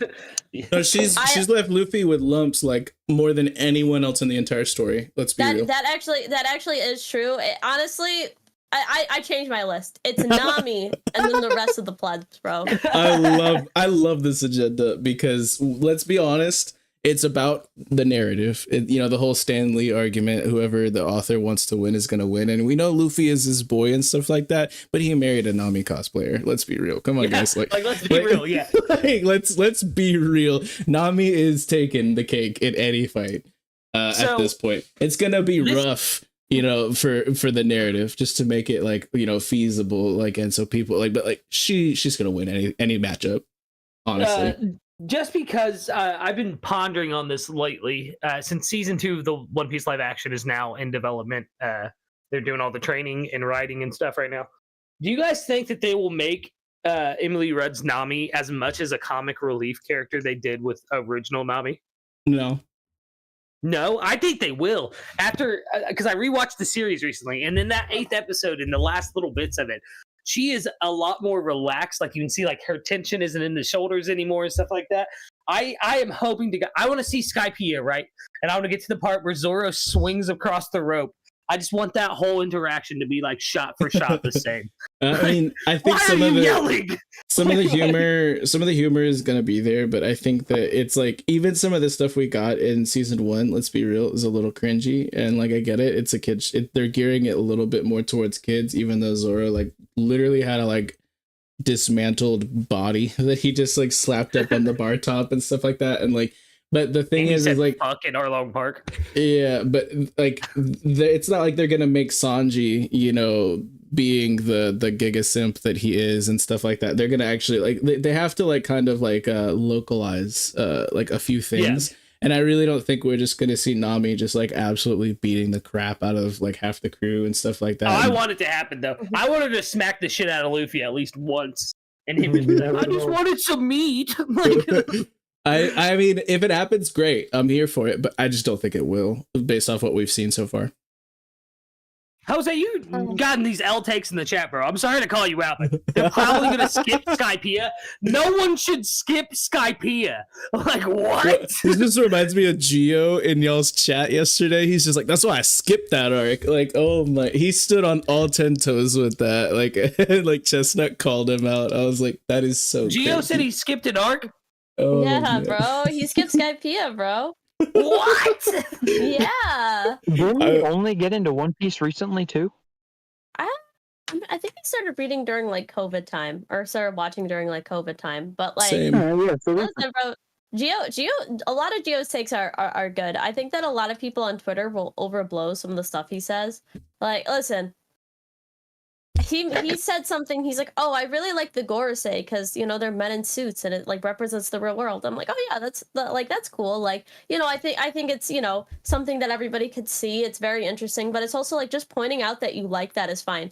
Bruh, he got roasted in the comments for no reason. And I was yo, hold up. Can I sneakily call out people here? Yeah, of course. Yeah. You. Listen, bro, I freaking saw Melon Tree in the comments, bro, and she was oh, everybody already knew that, but it's okay. I was don't be mean, bro. I was yo, that's mean. Just because somebody points out or finds something interesting about a series, maybe he know. Maybe he was just going through and somebody told him, he's oh, I never thought about that. An interesting perspective.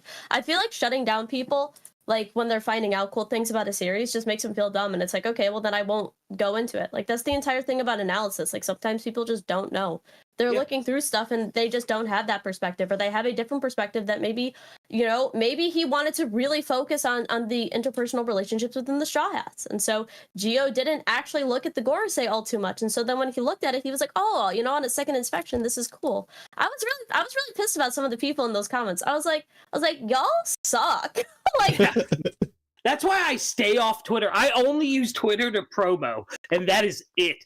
Because like I hopped into a call the other day. You guys, it's X. Come on. I'm gonna fucking smack you. God. But no, I hopped into one of those, like, it's not a live stream, but it's like a group call with everybody. You can listen in because Hime was on there. I was like, all right, she's probably power scaling. I want to hear this. And it was the most unhinged shit. Like, I don't think I even heard her talk the whole, like, 10 minutes I was in there. But everyone was just being the most toxic I have ever. The comments were toxic. The people talking were toxic. It was insane. And they just get like that. They get unhinged like that. And to kind of comment on what you were saying, too, that's the beauty of being a content creator that focuses on One Piece is you get to hear everyone's different takes and seeing them. If it's something you've seen already, it's good. It's almost, I don't want to say it's like a moment of like proud father like insight or anything like that, but it's so cool to see other people come to those conclusions as well. So like for Gio to finally be like, you know, oh, the Gorosei, they almost represent the real world. Good for him. He like, yeah, like maybe someone else already clicked on that, but it clicked for him. Good. Like, I don't get it. So mean. I was like, listen, Gio sometimes has some bad takes. I ain't gonna say he has perfect takes, bro. His Lucci take, I disagree with, bro. I was literally gonna say, y'all are roasting this man for his Lucci takes. the Lucci thing is funny, but that is funny. I was just like, I was looking at that, and I'm just like, listen, if you make analysis content, or you make content that's going through certain things, you should be open to people going through and understanding things that you've already figured out. Because sometimes people, you know what I mean? Like, making jobs, bro. Yeah. Like, I'm not going to look at a series the entire time, but if I'm sitting down and looking at a series because I enjoy it and I find something, that was the only thing that, like, I was like, wow, people are kind of jerks. And that's why I was like, I like Melon Tree's content. I was like, yo, you shouldn't have said that. Listen, bro, I'd say that to her face, but be like, yo, that was actually kind of mean. Because it's just like, you shouldn't shut down somebody's enjoyment of something. Yeah, that's kind of like, and I mean, no disrespect to her as well, because I do like her content, but that is like, there are like people who are kind of like, they're on the internet and they have a platform and they're going to use that platform to speak up about certain agendas any chance they possibly get. Yeah. And that's one of those individuals that will definitely I guess like shit talk, like I don't know, like the whole man's world kind of thing anytime it's brought up. And that's something that I know Gio might not have really meant it like in a bad way, just like an observation, just a straight observation, like, oh yeah, this parallels this. But like if somebody is like kind of on that world. Yeah, if someone's on that agenda, then they're gonna obviously try to use their platform in that instance to, you know, just kind of be loud about it. And I'm just like, yo, you didn't have to though. You really did have to.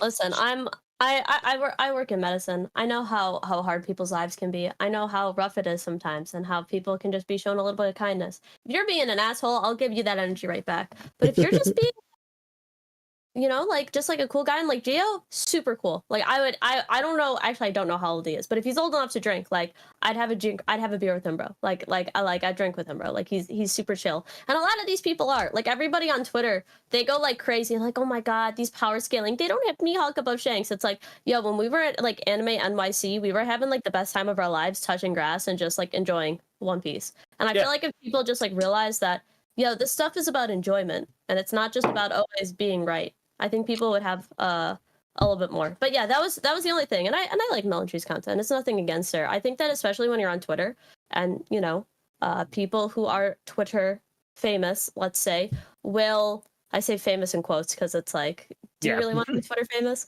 But I think that when people are on Twitter, they just get very toxic. And I think that they don't realize that they're contributing to like a really toxic environment. And I think that sometimes you'll do a tweet and it's so easy to do a tweet and forget about it. And it's like, yo, Gio was getting cooked for that. It's like, you should have been like, yo, let him enjoy his shit, bro. Yeah, right. Let him interpret the story how he wants to interpret it at his pace. Come on. Exactly.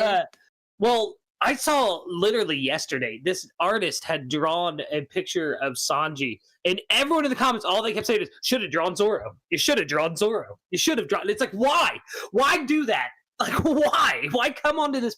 He's obviously a fan of Sanji. Maybe he will draw Zoro, but doing that to him is just going to make him not want to post his fucking art on Twitter. And it was decent art. Like the drawing was good. Why not focus on that? It makes no sense to me.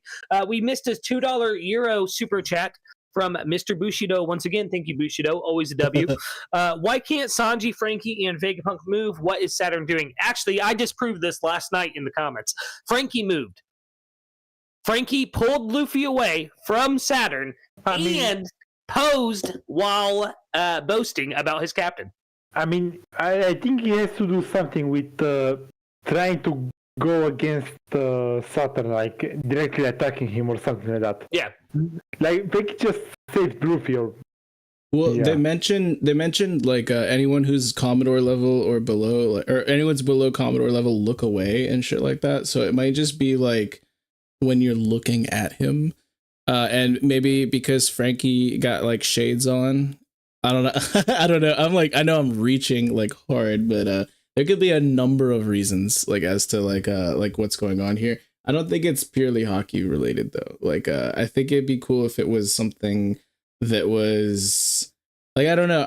I'm on this. It's crazy. I don't think it's a devil fruit. Like I don't think it has to be a devil fruit. I mean, obviously it could be, and that's like what's most obvious.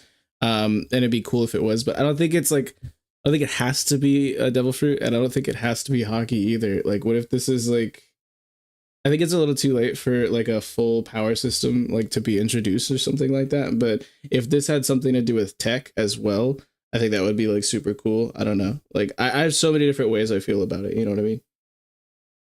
It could just be magic, bro. It's magic. No. Yes. He said no, bro. All right, conversation. Saturn over. is a devil. I'm calling it now. Oh my goodness. I would love it. And yeah, I know you're cooking some spice on that. The spiciest spice, some might say. Telekinesis hockey. That would be so cool. I wouldn't mind if there were like a ton of like different types of hockey, just like a shit ton of them. You know what I mean? Where it's just like there's so many different ways to utilize hockey. I'd be super chill with that.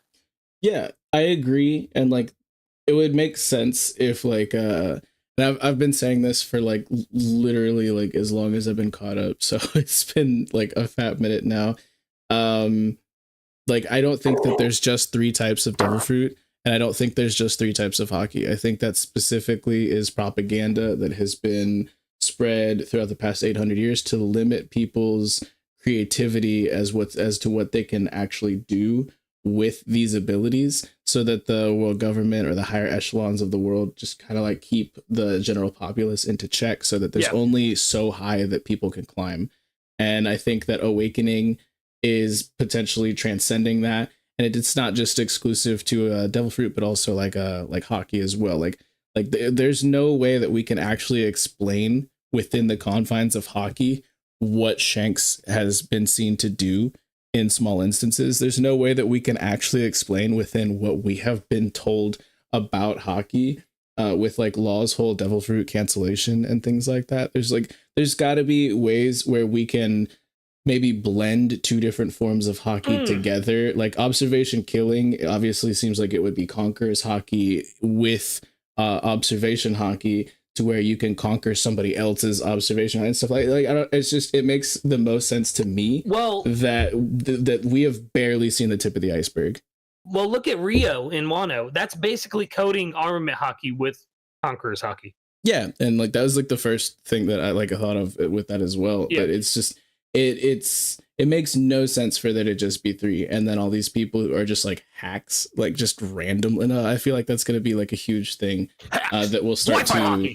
Yeah, well, the way I always saw it is like a skill tree. Like there's like I think that there's like just hockey, just like life energy, and then you go down and you have the 3 types, and then there's little skills that you can unlock on the skill tree, and it's all to the little types. But it's like, oh, you have this skill and you like use 10 points to unlock it, and that's how I always saw hockey. Like it's not just like, oh, this is armament. It's like, oh no, there's like different ways to go, and like as you get more skilled, it like goes down the skill tree. Because like let's be honest, like Thunder Bagua, bro. Is that not hockey? Am I just to assume that that's not hockey? That isn't lightning hockey? Yeah, I mean, I always assumed that it was coding with King's hockey, like Conqueror's hockey, and because Conqueror's hockey gives off that lightning, like you said. They color it blue. Yeah, but they color it blue. Yeah, exactly. But reading the manga, I always presume that. So I'm not gonna lie, a lot of those Kaido fights in the anime, they just added way too much fucking like particle effects. So you're saying that like, Kaido's on Arlong level with blue hockey? Crazy. I'm gonna fucking. I would say yes. I would say that we definitely have blue hockey.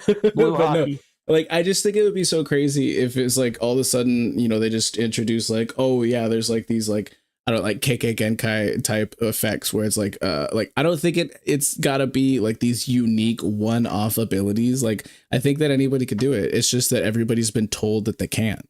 And like the narrative has been spread so thick for hundreds of years that people believe that your imagination has been stuck inside of this box.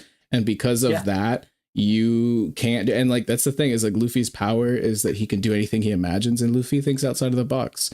So it makes sense that he is able to blend multiple types of hockey and do things that we've never seen with devil fruit powers and with hockey and things like that.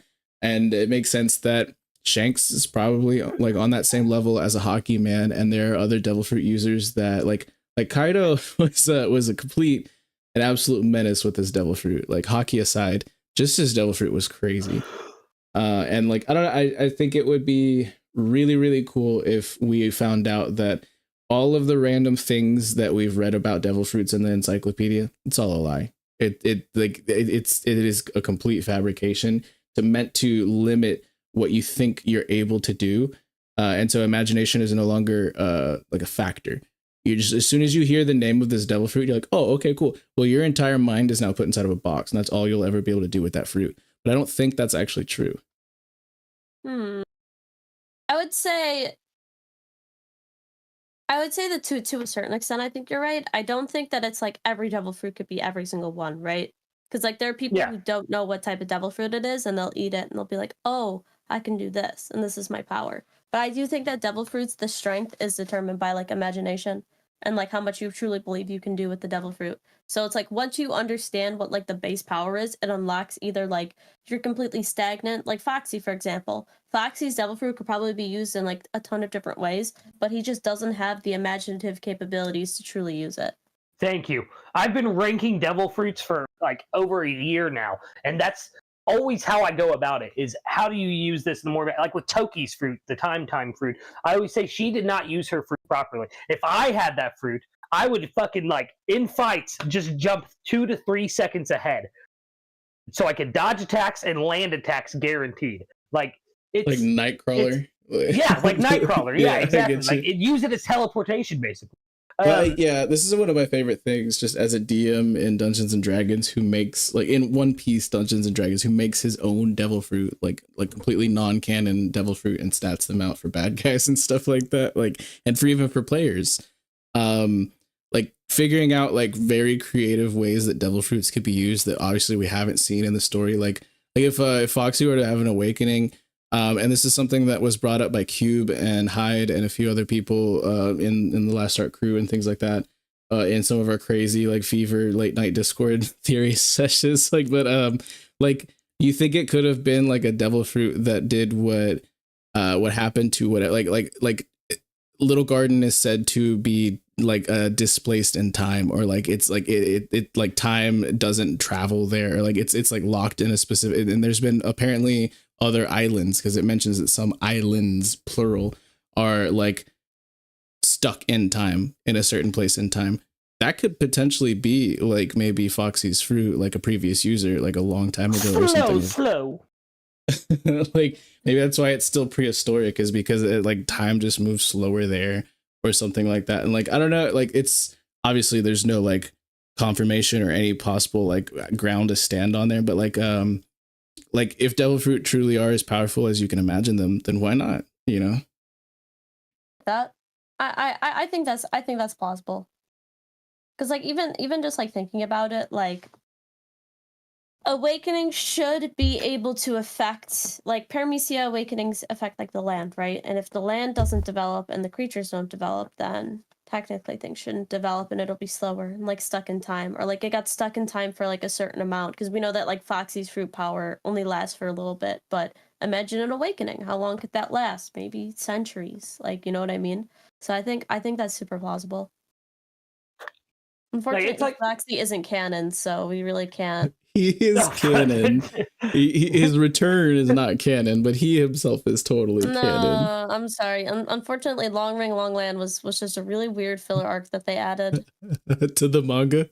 Like, yeah, it was oh my crazy. It goodness. was crazy because this is the first time that there was a filler in the manga. But Yeah, right. Wild. Wow. Mr. Bushido once again with a €2 super chat.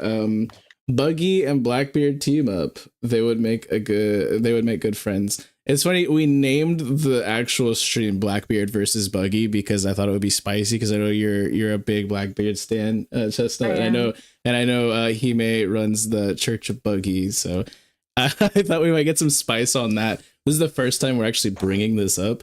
What do you think about that? Like, I guess, I don't know, like Final Saga, like do you see Buggy versus Blackbeard, or Buggy teaming up with Blackbeard, or what do you think about all that? listen, bro. Unfortunately, a Blackbeard victim, bro. Like, what is he gonna be doing? Unfortunately, everybody is a Blackbeard victim. Listen, I think Buggy's actually pretty strong. I was like tempted to put him in my top 30 just as a troll, but I think he's pretty strong. But anybody without a devil fruit with no hockey is fodder. So if Blackbeard is taking away his devil fruit, what's up? What's he gonna do, bro? Oh my god, I'm so sorry. I'm just laughing. I'm laughing at the chat right now. Duran said Foxy definitely fired cannons. That is the best chat I've seen all night. That's better than the Will of Dreams saying the Covoid Sentry. Like, oh my goodness. Covoid Sentry is crazy. That is crazy. I'm so sorry.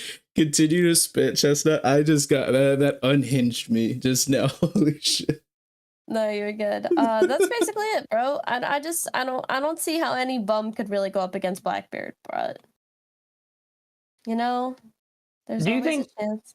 Blackbeard's going to take Shanks out? Because I feel like they've been foreshadowing a while. So I know that like Dak, I don't know if he released the video yet. So if he didn't release the video, that's my bad. That's my bad. No, he definitely did. I watched it. The Blackbeard versus Shanks video that he did. Yeah, he did. So my big thing with that is if Blackbeard and Shanks are going to fight, it's going to be huge. Like, it'll be massive. Yeah. I'm not convinced that they'll fight at all. And the reason I'm saying this is because I feel like although they've been kind of hyping up certain things, I feel like Oda isn't that straightforward. I also feel like a Blackbeard versus Shanks fight wouldn't be as interesting, but it's like, is it the most plausible thing right now? Yeah, I think it's probably one of the most plausible things to happen. But do I, like, what would I rather have? I'd rather have, like, if Shanks is to die, I'd rather have him die to Emu and give us, like, final boss type vibes. I think that would be, like, the coolest thing, is to just have Shanks die to Emu. For me, I think that like we don't necessarily need Blackbeard to actually fight with Shanks, but I do think that Blackbeard kills Shanks. I think that Shanks might be fighting somebody else, and maybe Teach like swoops in and like does his thing. I'm very glad I'm not the only one who thinks that, because that's what I think too. I think that Shanks will be preoccupied either fighting Cross Guild or Luffy's crew. But at the same time, I don't think Shanks would fight Luffy's crew. I think it would be more of a, we have to fucking settle this somehow to figure out who's going after the One Piece still. They need that fight. But we'll get into that another time. Nonetheless, I think that he will, like you said, I think he'll take advantage of a situation and sneak up on Shanks, because that's who Blackbeard is. I've been thinking that since the scene between Whitebeard and Shanks, when he was warning him about Teach. That's... Shout out to Diregulus in the chat, my brother, my guy. We're getting he jumped in the stream, VC. I thought he was going to join us for a moment. I was like, okay, cool. Vex invited Dyer, and then he just dipped. So I was like, okay. I mean, I'd be willing to have him. Yeah, I'd be willing to have him, but no, yeah, he's man, that's my guy. We've been peeling through Doctor Who we're almost through season 11. It's been interesting, but yeah, that's my guy. I hope he can make it before his D&D stream tomorrow with the group 3. Blotto Pirates are going to be doing session 31, which is crazy. Y'all are by far the most consistent of the TLA D&D groups, but what do you mean, bro? Group 13 is the best, is the most consistent. Okay, how many sessions have you done? How many sessions have you done? I was going to say, they've been going since they started doing D&D. 31 sessions is crazy. A single session, and they've started the same time group 2 did. Well, no, they missed a couple for the holiday season, like, which is smart because holidays are always tough to coordinate in. But like, I mean, yeah, but they took those off. It wasn't that they missed them; they took those off. But I hope Dyer can make it onto the stream tomorrow before his own stream that he's got with group 3. But yeah, that's my guy. Shout out to you. He said we don't need to mention Rosa on stream. That's crazy. What are we doing in Doctor Who Chadmirals, Lucas? Because I'm here for that. I'm so here for that. If we do it, we got to get Fritz on too. Yeah, that'll be so crazy. When you and Dyer catch up to Doctor Who, we'll do it. We're close. Yeah. We're very close. Yeah. So. Okay. I might as well wait on Cody too.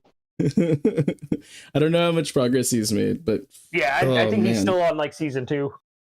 And then when you get caught up, we'll hopefully do a free run stream because it's absolute peak, and Cody's obsessed now too. Because Cody and I got like 5 different people in on this break week to free. like it's so crazy, dude. I'm gonna be honest with you. I started the first episode and then turned it off because I was like, no, I need to finish The Boys before I start another show. I will fight you, Lucas. I promised Fritz I would watch it all.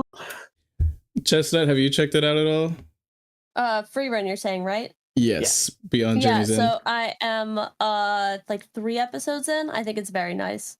I haven't finished it yet though, but I do wanna get on that. So episode 17 should have just came out today after a break week. It's the second of like second core, or it's the start of like second core for it. It's gonna be a 28 episode first season. Which I'm so hyped for. So I'll have it for like a good chunk of this year. Like still like it is absolutely my number 1 new series that has come out of this, like probably the past, and I'm saying new series. Watch it, I mean, I'll check it out, but I'm saying the bar is ridiculously high with what Freerun has been setting. Yeah, I'm not gonna. I've heard nothing but praise for it. I don't think I've seen a single person criticizing it, like actually criticizing it. But I'm gonna watch and criticize it just to prove a point. Just to prove a point. That's crazy. Chestnut, you also are you current on Dawn to Dawn? I know you've read a bit of it. No, I'm not current. You got. I've read like 90 chapters and it's like lit. I got to the part where it's like, you know, like the milk alien. Yes. Hey, yo. Yeah. Okay. The crab alien. That. Okay. Yeah. I know what you're talking about. Yeah. It sounds exactly how I said it. Yeah. It's wild. Every time I try to get people into it, and they're like, "What's the plot?" I'm like, "Well, this guy loses his genitalia, and they have to go find his like." It's the best. That's the only way you can describe it. But yeah, it's amazing. I cannot stop reading it. It's one of my favorite weekly reads at the moment. So we need to do a Dawn to Dawn Chadmirals. We need to do a free run Chadmirals, a Doctor Who Chadmirals. We're planning out our whole like 2024 right now, guys. Yeah, right now on stream we're planning out. Record of Ragnarok, Lucas. What? Record of Ragnarok? It's on my list. It's after I'm finishing Bleach right now. And then I'm gonna do Undead Unlock. Hell yeah. And then Record of Ragnarok, I think, is the list. Because I have a list of manga and then a list of anime. When are we gonna finish Steins Gate, Lucas? Listen, I asked you the other night, and then we all started talking for like 2 hours. Oh my god. I have watched through the entire series since you and I attempted to start watching it. Like I'm on episode 10, so like Oh my god. No, that is like, it is literally. Oh my god, it is what it is. Okay, so I don't know. Ancient Magus Bride might have taken its place, but I will say it is probably the most emotionally profound and significant things I've ever watched, and it's one of my absolute favorite anime I've ever seen. Like I know you're a busy guy, Lucas, but we've Always got to carve out some time for it, like soon, I know. because it's so good. You. It's so good, dude. Mondays, man. I'm free every Monday night. I literally around my house, so. Well, now that you got JJK out of the way, and I'm gonna be working on that with Cody. He's gonna be reading me Betty Bye stories. Then yeah, like we gotta finish Steins Gate, dude. It's killing me. It's literally killing me. I was gonna watch it without you, but I didn't know if you'd get upset or not. I would actually. Like, oh, okay. No, I even though I've watched it without you several times, I would, because I want to hear the emotions. Like, Chestnut, what are your top 5 anime? I gotta ask. My top 5. So excluding One Piece, are we doing that? So it's not like yeah, just to get the bias out of the way. Yeah. So I guess then my number 1 would be Miss Kobayashi's Dragon Maid. It's like one of my favorite animes and like series of all time. Love it. Then I'm gonna go the Fate series, so Fate Zero and Fate Stay Night. Those are just classics. I recommend all anime watchers to watch it. I'll go Love Live. I love all the Love Live. Real quick, where do you start with that series? Like which Fate one's Zero. Fate Zero? Okay. Go to Fate Zero, then go to Fate Stay Night and Limited Blade Work. Because everyone's been telling me, and I'm just like, yo, I don't even know which one to like. It's like trying to get into like Monogatari. I'm like, there's like 12 of you. Like, where do I watch? Like, yeah, I need to watch the series and then the movie and then to play the game and then watch the other series and then watch the other things. Bro. Yeah, it's pretty easy for Fate. So basically, the only thing you have to do is you have to watch Fate Zero, watch Fate Stay Night, Unlimited Blade Works, and then you could watch any of the other ones because you'll have the basis for everything and you'll know what's going on. Is Fate Zero the one with like King Arthur and all that? Yeah, so Fate Zero and Fate Stay Night are like the same story. So yeah. So I started Fate Zero. I think I watched the first 2 or 3 episodes, and then I was watching it. I'm not gonna lie, I was watching it with a roommate, and then that roommate moved out, and I was like, oh man, I don't want to watch without him, and I just never picked it back up. But I've been wanting to. I've heard really good things about like the entire series. But yes, continue. What were the other ones? I'm so sorry. No, you're good. You're good. Love Live. Love Live is fantastic. My favorite idol anime series. The original one is probably the best, but Yo is the best girl, and she's from Love Live Sunshine. I have like 2 figurines of her. Love her. I'm gonna go Sailor Moon. I think that Sailor Moon is fantastic, super underrated. The original series, not Sailor Moon Crystal. I actually fucking hate Sailor Moon Crystal. Thank you. Fucking thank you. I have an IRL friend who goes on and on about Crystal. I'm like, no, the original, read the manga, watch the anime, Usagi is best girl. Like, where are you at with it? Like, god damn. Thank you. Hate Sailor Moon Crystal. They literally butcher every single one of the characters. Mm-hmm. The characters are dicks, bro. They're assholes. They literally hate each other. Like, my favorite thing from the original series is when Usagi is like talking and like, oh, I want to change, I want to do this, and her friends are like, you ain't gonna change, and they're dogging her so bad. She's like, man, I feel so bad. And then Luna's like, well, yeah, it's not like you're good at anything or you're ever gonna change. Like, you're so useless. Like, obviously they don't like you. And I was like, she just runs away crying. I was like, damn. That's my exact experience in an all-girls school. That's crazy. You went to I'm so sorry for that. That sounds terrible. It was fun. I went to an all-girl Catholic school, so. Oh. The face says it all. But no, I love Sailor Moon. Loved Sailor Moon as a child with the Deke dub because I was young. I'm old enough to have watched it when it was coming out. And then getting into the actual series later in life. One of the best mangas I've ever read, like start to finish. It's so good. Sailor Moon's super underrated. Yeah. And she solos most verses, like she power Goku, scaling bro. wise. Yeah, she does. Goku, bro. She does. Reality manipulation right there. She just like destroys and recreates the universe just for fun, just for funsies. Mm-hmm. And then let's see. For number 5, see, I feel like my top 10 is mostly like shoujo. I'll put a comedy anime. I think that I can always watch Asobi Asobase. It is hilarious. It has some of the best humor ever. If I had to like compare it, it's like a Gintama, but with like middle school girls. It's really funny. Or it's like if you guys have ever seen like Chromatie or Chromatia high school, which probably nobody has ever seen but me. Super funny. I love it. So I'll put a comedy anime in there because I love comedies. They're fantastic. I've been trying to get into more comedy animes, so you may have to send me what you just said. I'm actually literally let me send it to you right now. Honestly, Yes. let's go put on an episode right now. What are we doing? Oh man, I'm down for that. The watch party TLA, after the. Yeah, well, TLA has been saying for months that we're all gonna watch Ghost Stories dubbed together. And then, it's peak! It's peak! Oh my god! And then Gintama together because none of us have seen Gintama.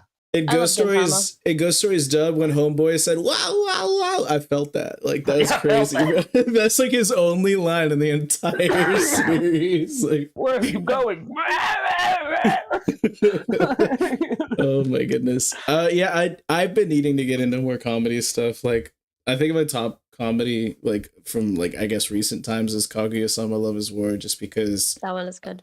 Ian Sinclair as the narrator in the dub is absolute peak, bro. Oh my goodness. Like they just let him do whatever. He just gets in the booth and vibes, and it's hilarious. There's like a whole episode where he's just eating a bag of chips while narrating. It's so funny, dude. I love it. I love Love is War. Not to be redundant with my wordplay. That one is super good. Similar ones to that, like with like funny romantic stuff. I guess this one is more sexual. Konosuba I think is hilarious. Hilarious. I love it. It's so funny. It's like S tier isekai. It's absolutely S tier. Like, it is. I'm in Love with the Villainous is also very funny, and it actually just recently came out, and me and Hime watched through like all of it. It's hilarious, bro. It is a Yuri, but it's very good. Have you watched oh my god. Oh my gosh, I just had the name in my head. It's about the house husband. Life of a house husband. Way of the House Husband. Way of the House Husband. Yeah, there it is. Have you watched that? Is it good?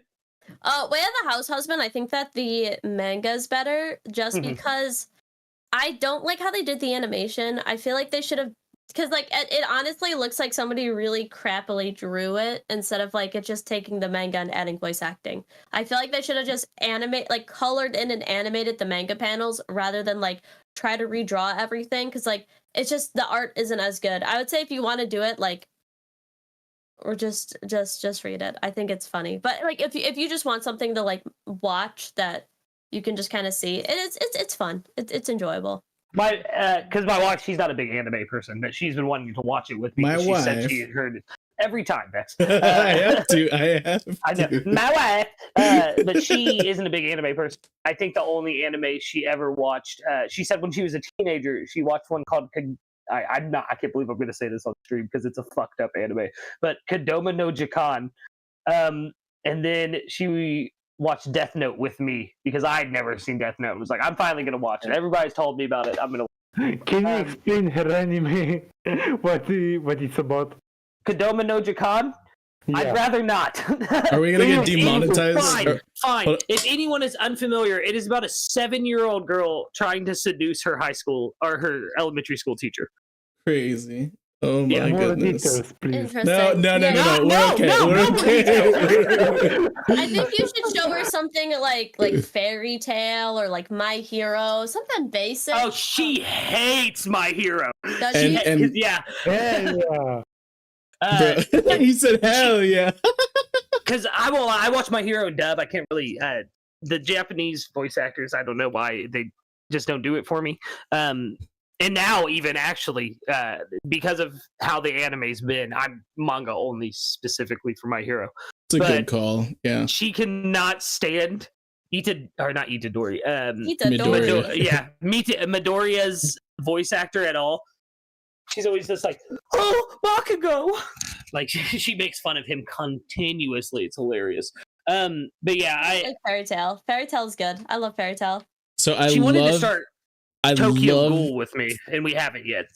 As much as I love Fairy Tail, I also hate it. But I really do love it. I honestly do. I really do love it. But God, are there some bad bits? Like, bro, there's some, like, the fact that there's like 7 time skips in there. I'm like, Jesus Christ, can we just like focus on the story? But the one big time skip is literally the worst time skip in all of manga. It's the worst. Oh, the 7-year one. It's so bad. It's literally the worst time skip in all of anime. I haven't read the manga and I won't.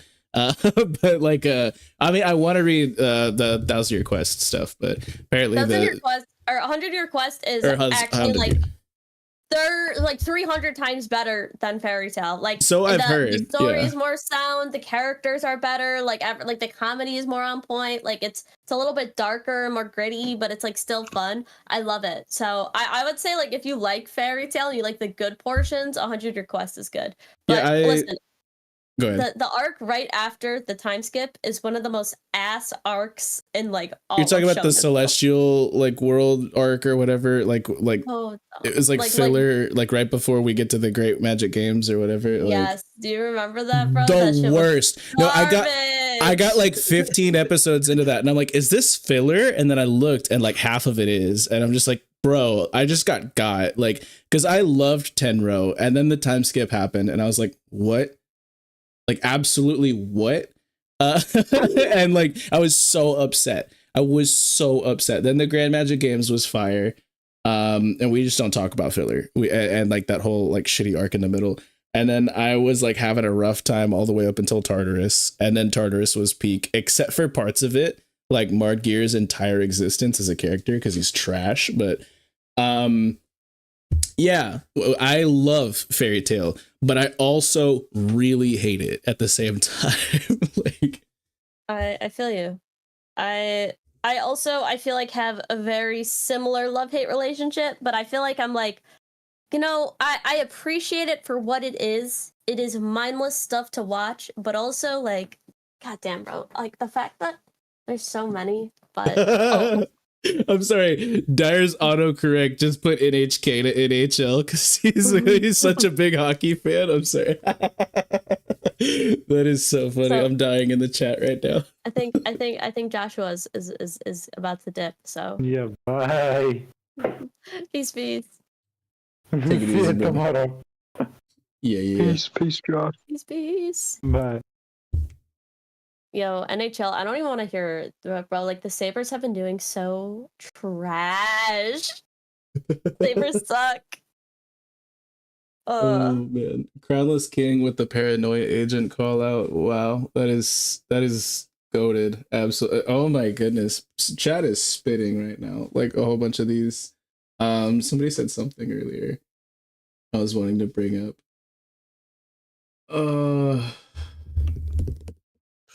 Lucas, did you give left?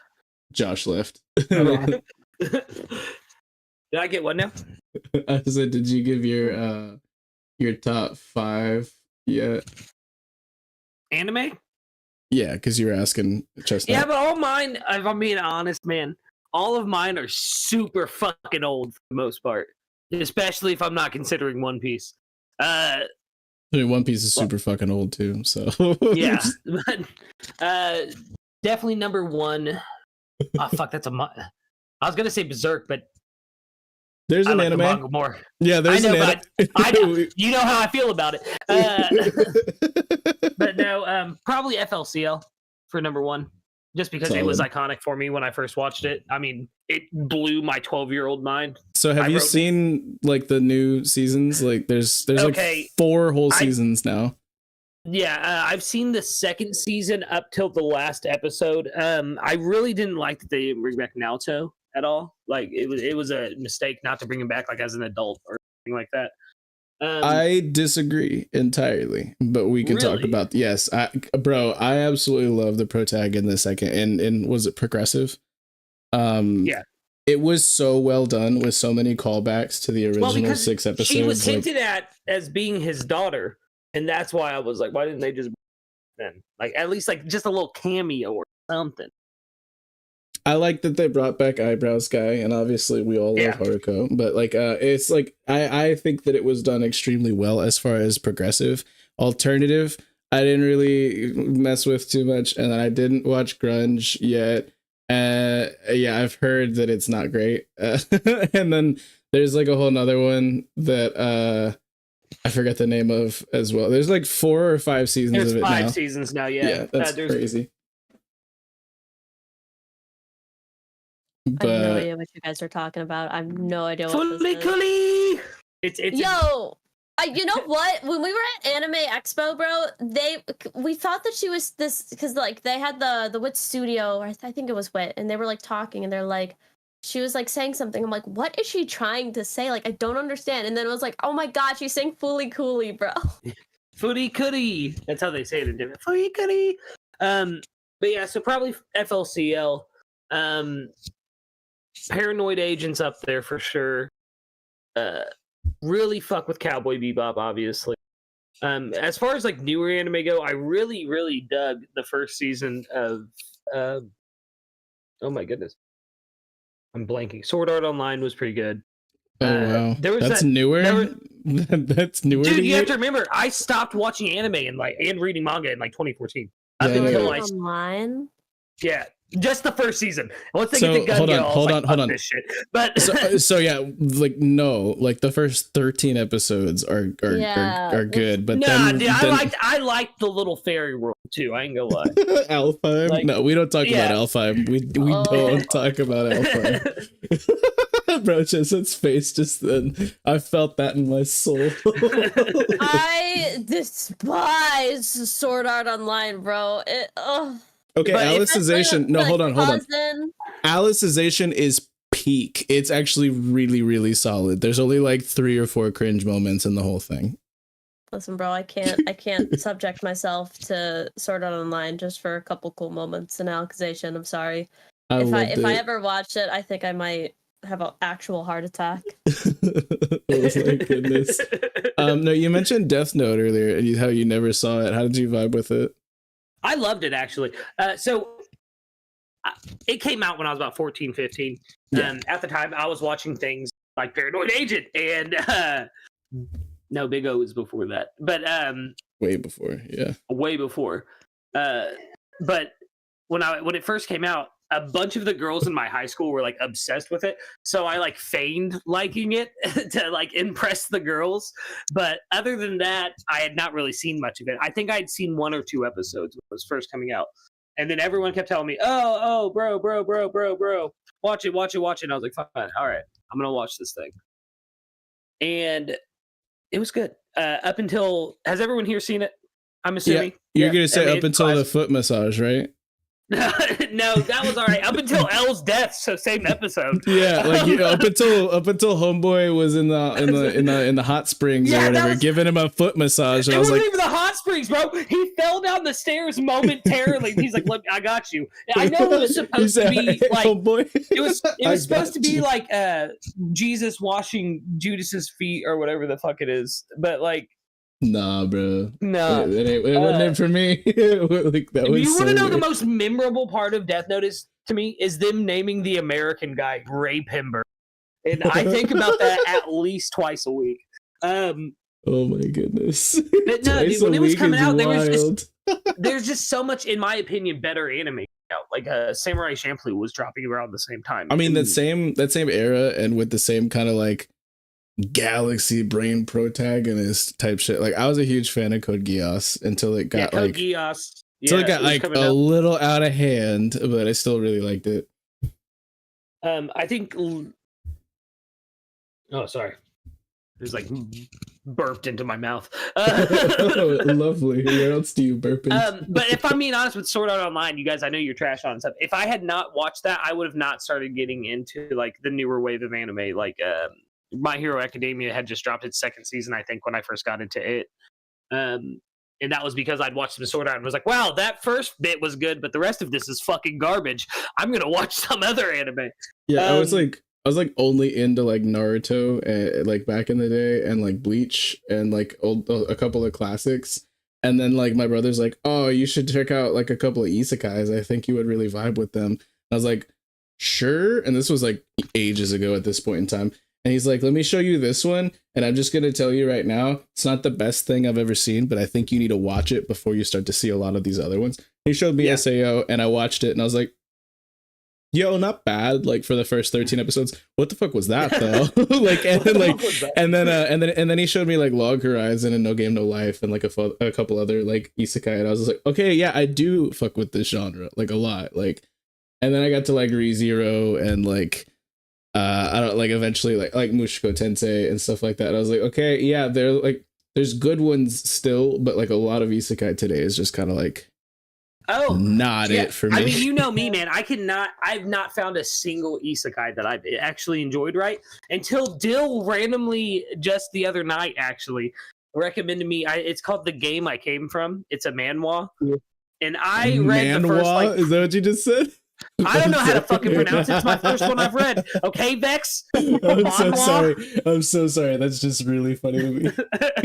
Manhwa? I don't know, but you know what I mean. I read the first 25 chapters of it, though, in like one night. It's really fucking good. Pronounce manga. Manga? Okay, do you say manga? Or manja? Manhwa. Like a manhwa. Yeah, manhwa. It's just like manga. Man, I'll tell you what. But just to finish out the list, definitely Yu Yu Hakusho. I've got to put that on there. I mean, it's fucking iconic. Like the first half. Like I vibe with the first half. I know so people hard. say The it falls off second half, after the Dark Tournament, but it's all right, man. Like it's I mean, not it the was worst still, thing in the world, but it was still coming good. off that peak, I can see why people feel that way. Yeah, it was still good. It just should have had like another 100 chapters, like in my opinion, like to actually like flesh out like the full like last bit, like the Three Kings arc and stuff like that. Could have been so great, man. Yeah. And then Full Metal Alchemist Brotherhood is always gonna. This was hard because I've been reading more manga than anything. Like, but Full Metal Alchemist Brotherhood is always. Have I watched Shield Hero? I could not get into it. I know that and Reincarnated as a Slime, which I know the Chibi girls said that they've just started getting into. Yeah, but I mean, I'm caught up. Hime hasn't watched it, but I love Slime. I think it's really good. I think it does take a little bit to get into it, though. I'm not like goated off the bat. Yeah, I watched the first like 2 or 3 episodes. I think just couldn't get into it, so I was like, I'll come back to this another time because it was interesting, but just haven't had this time to get back to it. Yeah, Devil is a Part-Timer is also on my list. Dan, you're just spitting in the chat right now. So season two snuck up on me. I'm not even gonna lie. I started watching and I was like, oh, this is cool. And then they introduced Alice Ramos and I was like, oh, this is amazing. She is the most precious, and if anything bad happens to her, I will cry. And like season 2 was actually so much more quality than I thought it was going to be after like 10 years of waiting for that shit to come out. Shield Hero, I will say, first season was, parts of it were really good, and then parts of it were like, hey yo, like what? And then beyond that, not Since great. we're kind of talking about like the newer wave stuff, how do you guys feel about Demon Slayer? I like the animation. Season 2 was great. Like in my opinion, I honestly haven't even finished season 3, and I'm not really too excited about the like. I heard the next arc is better, but the whole like Swordsmith Village like arc, I just wasn't vibing with it like much at all. But the animation is like crazy good. The music's good. I mean, I want to like it, but I'm just kind of not there with it, honestly. At least not as much as I was for like the latter half of season 1, the movie, and most of season 2. Or in Goku, the other donut boy. Oh, God. Bro, stop. I think that it definitely fell off, in my opinion. Not in like it's like from what I've heard, the source material, like that is the biggest dip in the manga as well. So it was like gonna be hard for them to pull it off in the anime. I'm not a manga guy, but I've heard more people shit on the Demon Slayer manga than a lot of other mainstream manga, honestly. I've heard a lot of people talk trash about it. What about you, Chestnut? How do you feel about it? Demon Slayer? Yeah. Yeah, it's pretty middle of the road. I hate calling things mid, but I think that it's like it just has really good animation.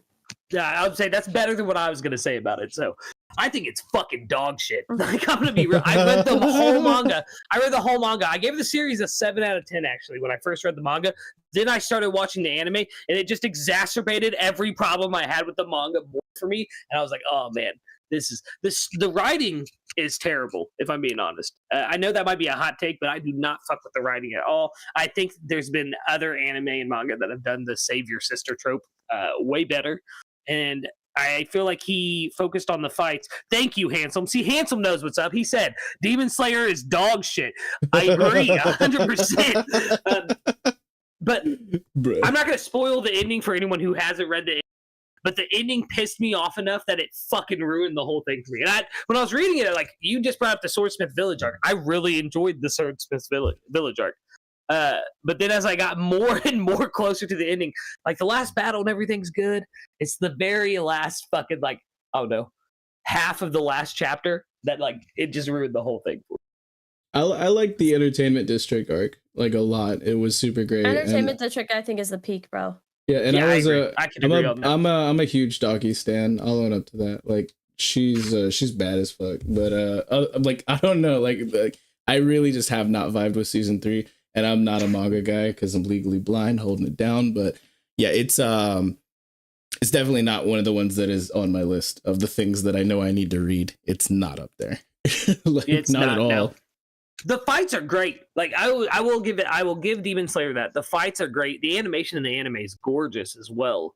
It's just the plot for me. It's so paper thin. There's so many, like, well, why did, like, okay, you guys are both probably far enough. Well, I keep forgetting Dill's here because he hasn't said anything in like 40 minutes. But like, he's using his devil fruit. He's got the Nagi no Mi. He's got the Nagi no Mi. But why did it, if he knew how dangerous it was to keep fighting the fucking demons, why didn't he just get Nezuko to be like those 2 demons that can talk and fucking, like, don't eat people? Like, that's a good alternative. Why didn't he ever consider that? He was just like, no, Nezuko has to be human. Bruh. I don't know, man. I can't Listen, bro. He needed her to be human again, even though it kind of nerfed her a little bit. But yeah, right.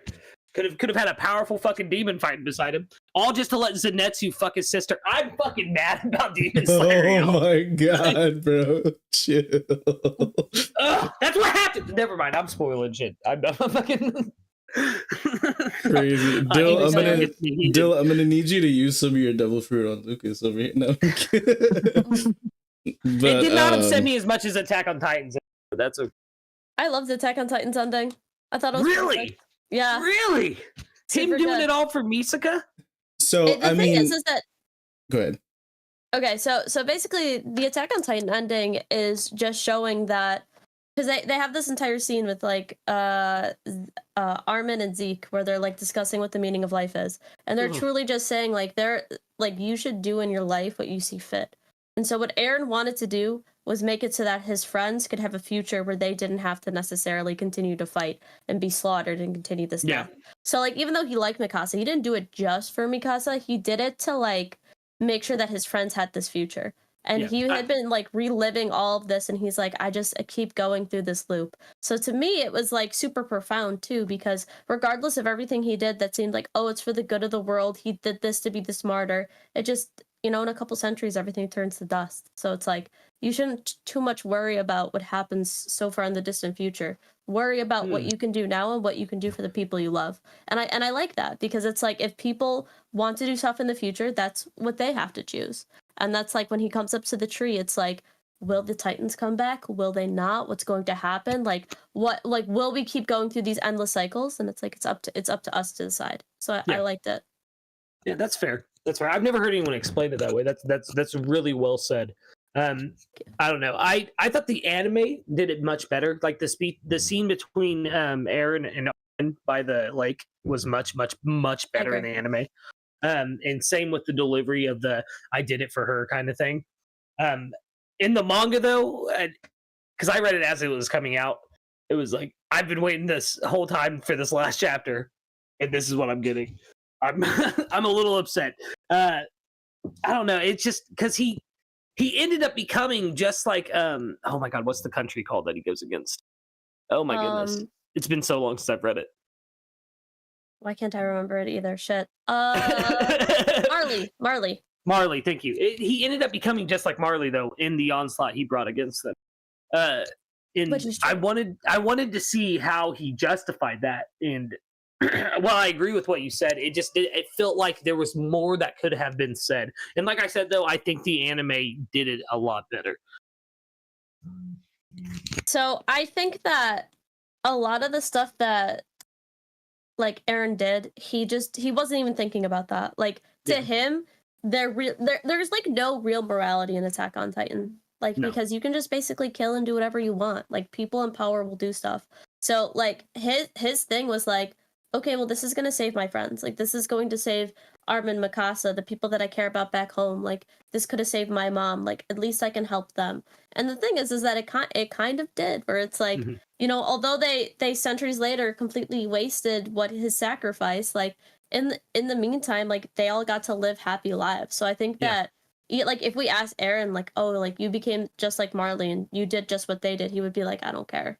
That's what I think personally. That he's like it's this like the morality is decided by the victors, right? So it's like well, he technically succeeded, so technically he was right? And it's the same thing that Doflamingo says. Oh, I was like, what do you mean? I was like, oh. Because who is really this on the side of justice? Are you saying that the Marines are righteous and the pirates are evil? Yes. Yeah. I like that though. I've never heard it explained that way. Like I said, very, very well worded. Listen, I wish I was half an Attack on Titan channel because I love Attack on Titan, but I got into it way too late. Yeah, I was reading weekly from 2017, 2018. See, that's crazy. Yeah.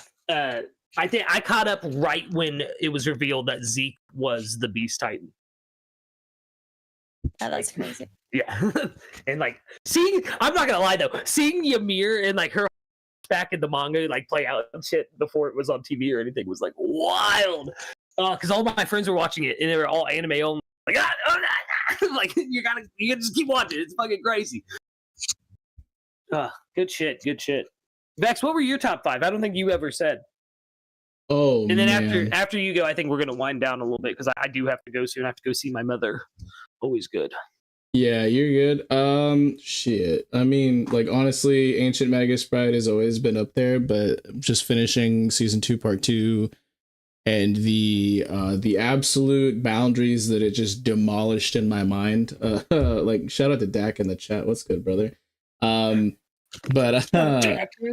But Ancient Magus Bride season 2 part 2, it was, I just posted it, like I literally just watched the finale earlier today. It's the first anime that has ever made me cry, and I was crying sad tears at first, and then I was crying like really happy tears because the ending was just so phenomenal. And I like literally waited 6.5 years for this season to come out, and I'm probably gonna have to wait another 6.5 years for the next season to come out because the manga, like the anime caught up to where the manga is at, to the point where the anime ending is almost spoiling shit in the manga, and it did the same thing when season 1 came out. So it's like I don't think we're getting a season 3 anytime soon, and I'm devastated. I'm absolutely devastated, bro.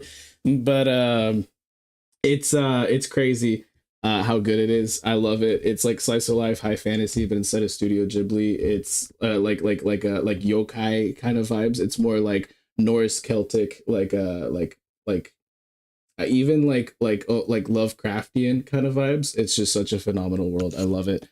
And the characters are all so ridiculously well written and interwoven. It's peak. It's so good. And if you like any of that, definitely go check it out. It's one of the greatest things I've ever watched. Steins Gate, also phenomenal. Just really, really, really. It's literally the best depiction of time travel in any kind of like fiction I've ever seen. And I'm a huge Doctor Who fan. It's better than all that. It's better than anything I've seen as far as like any other anime that try to handle any kind of time travel. Steins Gate is way above it. I'd say Hunter x Hunter as well, because I absolutely love Hunter x Hunter with all of my heart. I put it right around One Piece levels.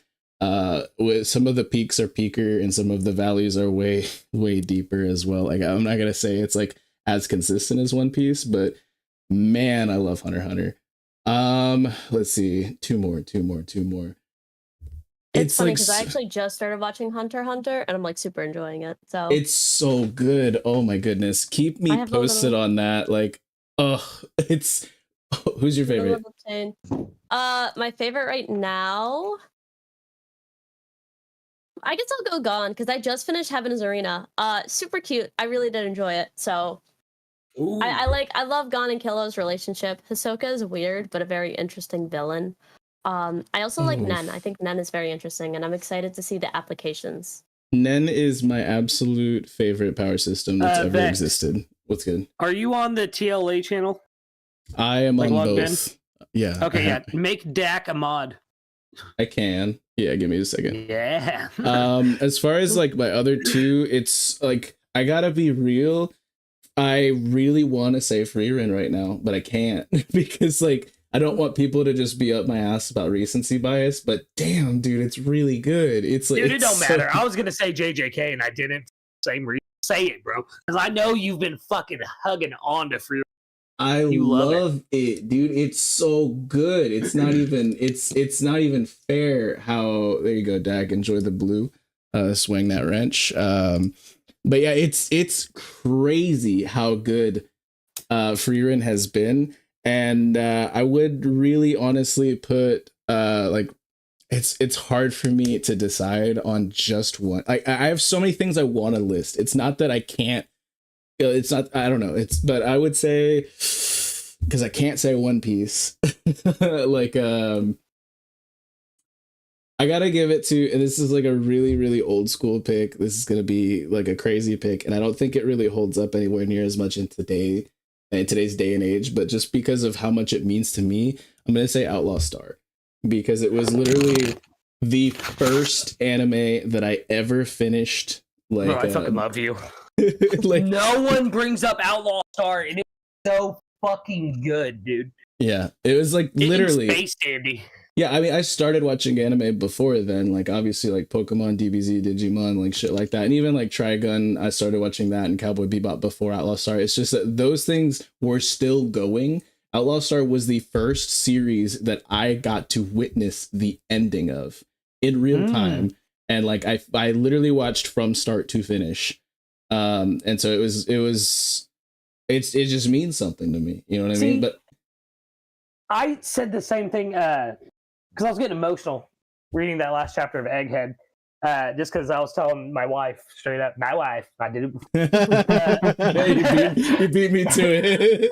I was telling her, like, it's insane to me because Egghead's going to be the first One Piece that I started with everybody, and I'm going to finish with it. And like, it means so fucking much to me. Like, it's insane. So when did you get caught up on One Piece? COVID, I got right? caught up, during COVID. I think I started during my second, I just finished the first test of Gross Anatomy. COVID hit. I was studying for the second test, and I started.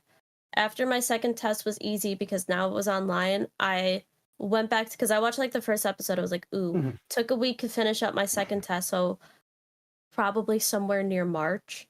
And then like probably like mid-March, I spent basically all day every day watching it from like I just wasn't doing anything. No wait. It was no wait, hold up. That's actually not true. I watched 3 episodes, finished my semester, then in April, because all my tests finished up in April because of COVID. Then I started going. So from like May, I caught up to Wano. In May. Yeah, she said I remember watching the OPU stream you guys read, and the fact that you caught up in like 2 months is crazy. Yeah, it was insane because I had like started it, like I had like saw one episode during like my school year, and I was like, oh, this is interesting, and I'm like, there's a lot of episodes, like I'm not gonna like just try to go, I'm just gonna binge all of it after my semester ends, because I was doing Gross Anatomy, and I distinctly remember it in Gross Anatomy because I was like, I hate this class so much. Like I absolutely hate it. And then I just like finished up all my exams from COVID, and as soon as the semester ended, I like watched from episode 1 again. I just like restarted it and then just went all the way through. I caught up literally the chapter that Kaido was defeated. Yeah. I didn't start until February of last year. Yeah. I think it was. No, February of 20. I've told Lucas this before, but I was like, 2022. I was like anime only, and I was actually only watching the dub because I am legally blind, so it's very hard for me to watch sub and read manga. Although it is possible because I'm not like totally blind, it's just like it's definitely less enjoyable. But I got to a point in One Piece where there was no more dub. And this was back in 2020 when COVID was literally just happened. Like the week that COVID happened, I watched about 480 episodes because I was like, I don't know how to not work. So I need to put all of my 14 hours a day into this instead of like running a restaurant. And I did. And so I got all the way caught up. And as soon as Fishman Island ended, there was no Punk Hazard dub. So I had to start. Well, I took a break for like a couple weeks, and then I was like, "Fuck it! I need more. I need to know what's going on because I literally just got the Neptune like Robin conversation, and like I'm like, who is Joy Boy? And bro, oh my god, dude, it was crazy to not be able to just continue to binge right after that. So I took a little bit of a break, and then like I was like, no, fuck it, I'm gonna man up and I'll start watching it. And let me tell you, I still love Frankie's voice actor in Japanese, but dude, it is so much more peak in English. I'm just gonna be real. Agreed. Thank you so much. In English. Yeah, he's so good. Patrick Oh, go ahead, Jess. Sorry. I was gonna say I watched the majority of One Piece in dub. When I caught up, it was like Punk Hazard had a little bit of the English dub, so I started like a little bit with it, and then all of a sudden one episode it switched over, and I said, "Shit! Now I have to like." I can't just like look away anymore. I'm like, all right, I gotta just like read everything now, and then I watch it all and stuff. So we were like in the same like month that we were like binging through it. That's so crazy. It must have been or like that or like a month afterwards because it was like I got to it and it was like Punk Hazard was like there was a little bit. It was the scene where like I still remember it. Not Robin had made the joke to Frankie. And like, yo, don't do that. And all of a sudden, like that was like right around where all the Straw Hats were talking, and then it just switched the sub, and I was like, oh no. Yeah. Now they're up in Wano though, so they're pretty good. Yeah. And so that all happened so fast, but it was crazy. Like once I just like sacked up and was like, whatever, I'm just gonna read subtitles now, I guess, because I was like very adamantly against subs at that point in my life. But like One Piece helped me break down that wall, and then I got caught up as fast as I could. I blew through Dressrosa in like a day, like not like an actual day. That's like impossible, I think. But I literally spent so much time. I did not sleep for like almost 3 straight days watching through that arc. It's still one of my favorites. I absolutely love it. And man, that's crazy to me because the anime of Dressrosa, like. I watched all of Dressrosa in the anime, and then I loved it. I'm gonna get caught up by reading. that was I absolutely loved it. Reading was whenever we were in Dressrosa, and then whenever I caught up, we were already on Whole Cake. I was like, wait, what did I miss? What did I miss? But I was going full speed ahead, and it still took me a while, just because like I took like that little month off in between dub and sub.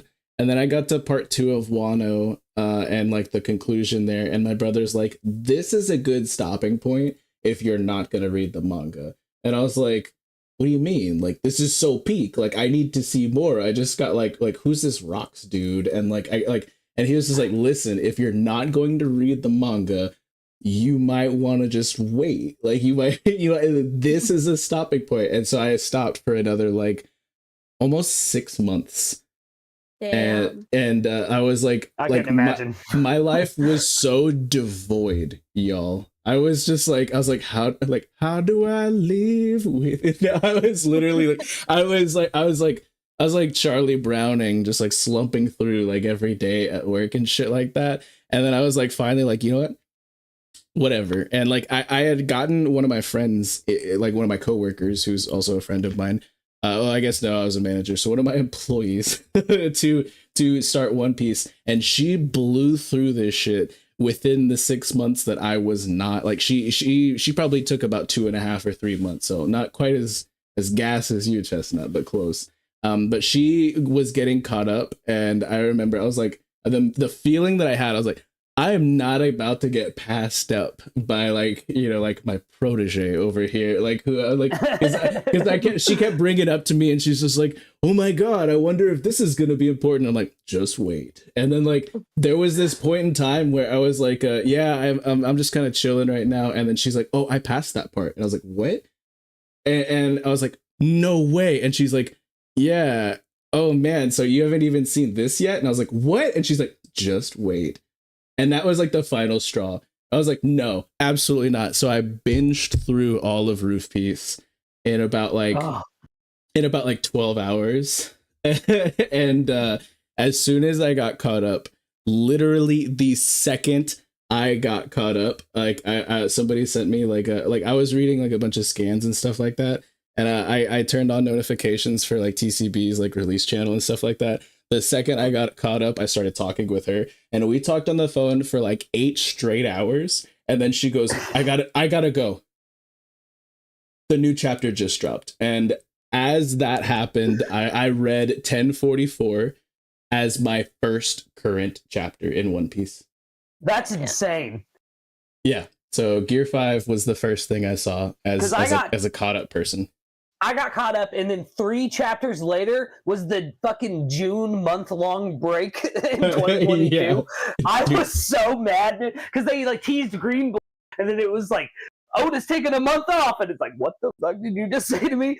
My whole year has been this so far. What the? What am I supposed to do now? Yeah, what am I supposed to do with my life? Yeah. So it's really funny because like I had got like caught up, and then I was just watching. Right, because then there was like a pretty sizable break for the One Piece anime when I got caught up. Mm-hmm. They were like still on hiatus, and then they went back in. So then I was like, I had caught back because I like caught up to Wano within a month, and then I was like, I'm not gonna raw dog this anymore. Like I'm tired. I have to like go back to like regular stuff. So I like very slowly caught back up. Then like through Wano, like took my time a little bit, and then watched I got caught up to like the episodes, and then during the Odin flashback in the anime, I was like, yo, this is fire. And my brother's like, yeah, it's pretty cool. Cause like I'd gotten him in that time to read it. He read that shit within a week and was caught up like to the manga. So he was like, yo, like you gotta read it. And I'm like, bro, I hate reading. Like I don't want to read. And he's like, just read. And he's like, just do it because like it gets so good. And if you like the Odin flashback, you're gonna like it like so much better knowing what happens. So I was like, okay. So I like got caught up and I read it.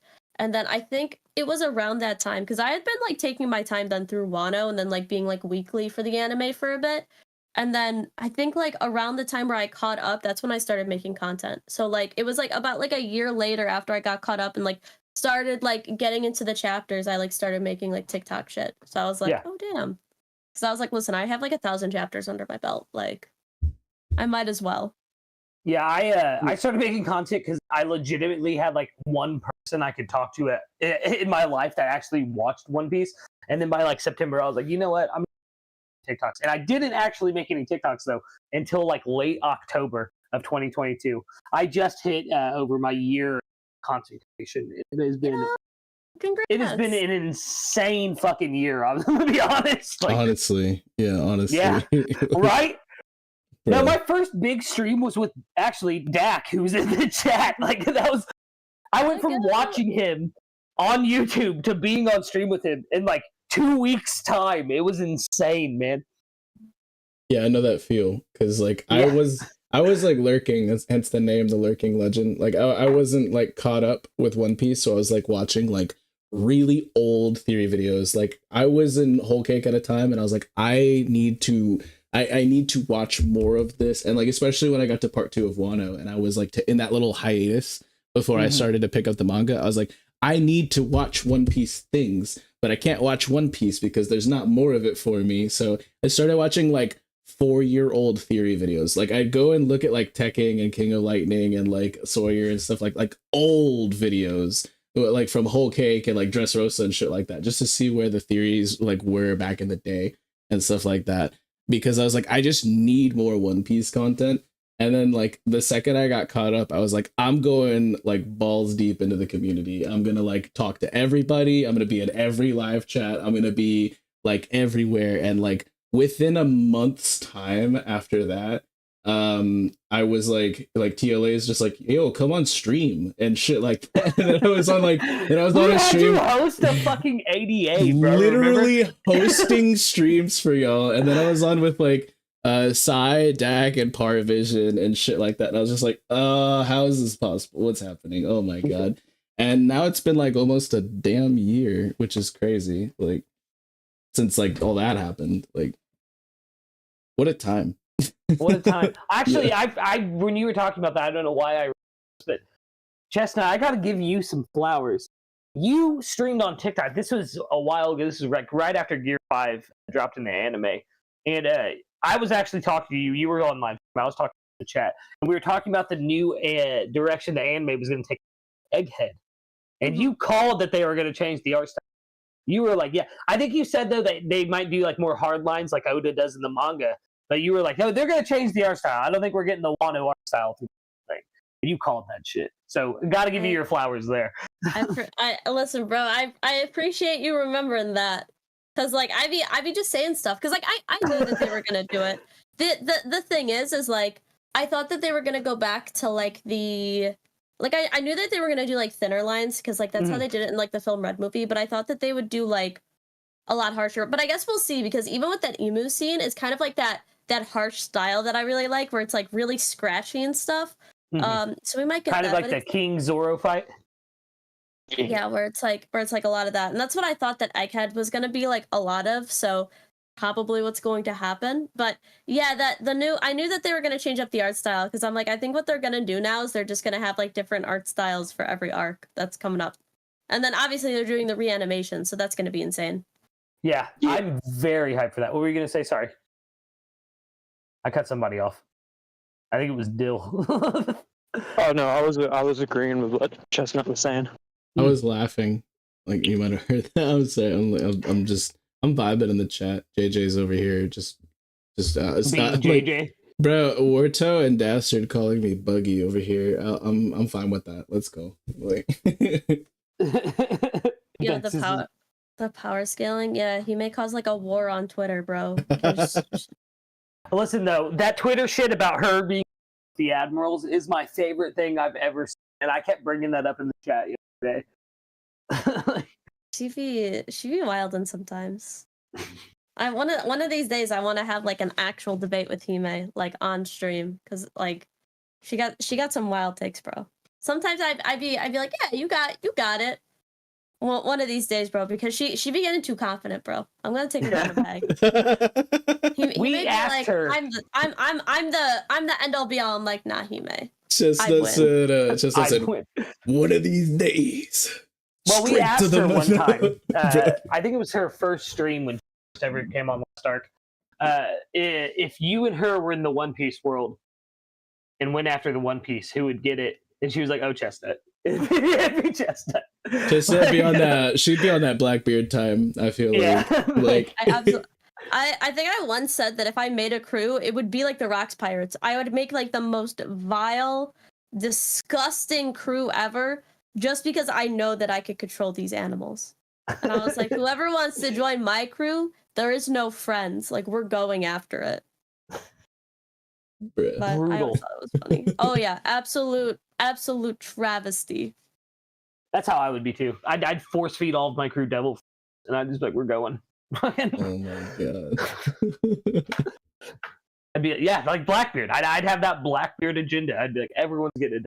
This guy thinks they're easy to come by. He's just gonna like just have He's gonna have like Blackbeard found fucking 10 of them, bro. What are you talking about? Like he's just gonna have devil fruits on tap. He's gonna have so many devil fruits. He's just gonna run up on Kaido, throw a devil fruit in his mouth, and one shot him. Like, watch this dude like explode. Like, oh my goodness. Let's get on the same page here because he didn't find all 10. Aokiji already has his. That's true. That's true. Okay, but wait. He found 2 for himself. He found the okay, but Luffy killed someone and stole the one they found, and then killed someone else and stole the one they found. So your numbers are shrinking here, Lucas. Lafitte had one. We can argue that Doc Q might have had one. We don't know whether or not Blackbeard gave it to him or not. So there's another one debunked. We know San Juan Wolf. He didn't give him that one. So I mean, he found like 6 maybe. That's still a lot of devil fruits. It's still an impressive feat, but it's not all it's cracked up to be, because, you know. Listen, don't be the Absalom thing. The Absalom thing too. He farmed that one straight up. So I don't know if we could like. Yeah. But yeah, like. But he found Absalom, so like that counts. Oh, Absalom came to them. No, I love Blackbeard. Don't get me wrong. Absalom went to them for Big News Morgans. Yeah. There's something was said last night about Boa's fruit in Dak's stream, and you guys were talking about law breaking.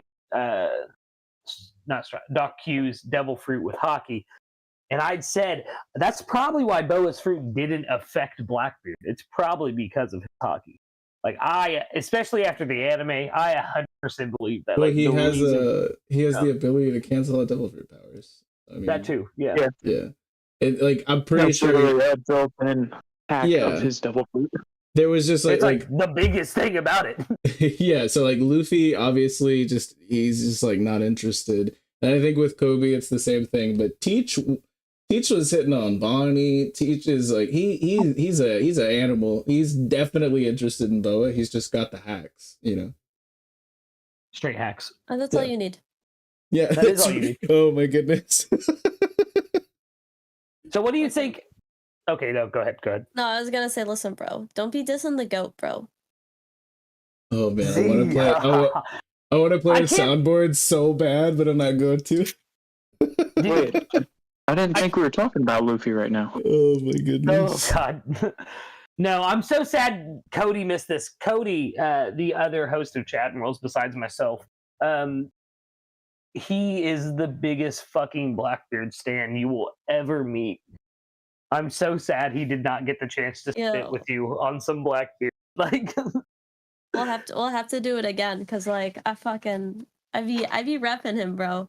I'd be like, I'll be fighting for this man, bro, like 10 on 1. Then I'd be off screening them just like the goat, bro.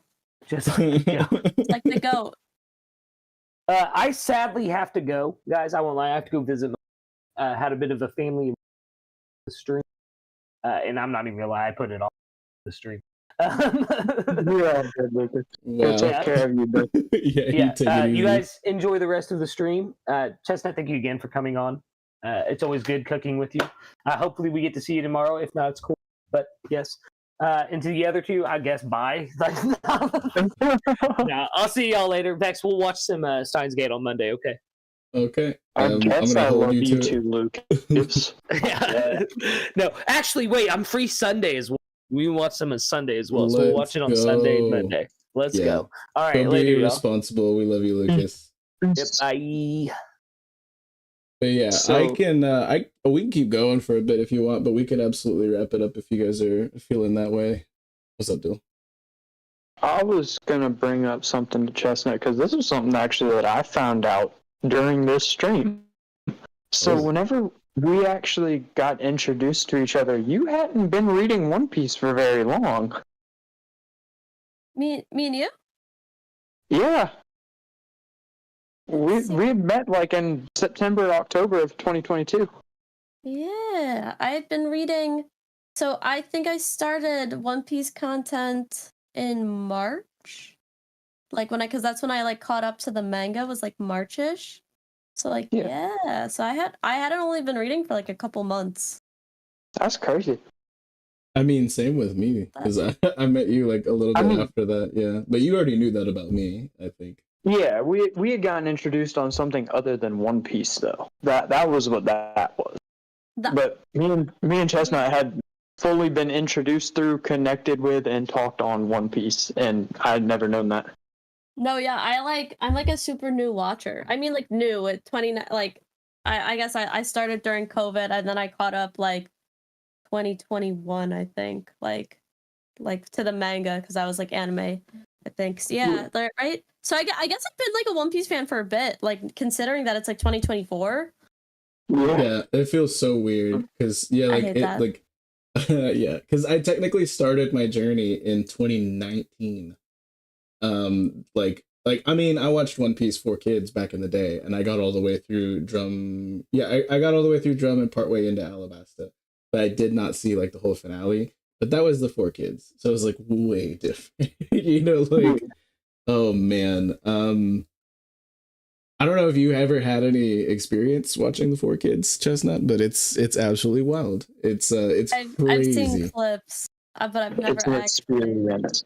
It is wild. Like Sanji from Brooklyn with the lollipop in his mouth, and then and then like I was just talking in the Discord earlier about how they don't call it like the Kestia bug and the 5-day disease, like when Nami got bit, and they completely cut out Little Garden.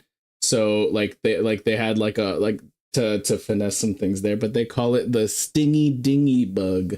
And like I don't know, there's so many things that are just like renamed and that are just like so cheesy. It's so crazy. And then one of my favorite things that Tekking talks about is like Smoker's motorcycles called the Smog Hog, which is such a good name. What a phenomenal name. Oh my god. So dumb. So dumb. But what did I think the Will of Dreams or somebody said in the chat, do you think we'll ever see another Dawson says, do you think we'll see another weapon with a devil fruit ever again? And I think we absolutely will.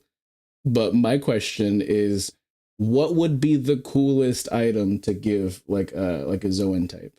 Because like obviously we can only really speculate Zoans currently as far as what goes into items, right? Maybe Paramecia. Maybe, but we haven't seen it, you know. That is true, but I feel like technically we could. I feel like I always feel like swords are like the big thing in anime, so like I wouldn't want to see a sword because I feel like everything in anime is swords.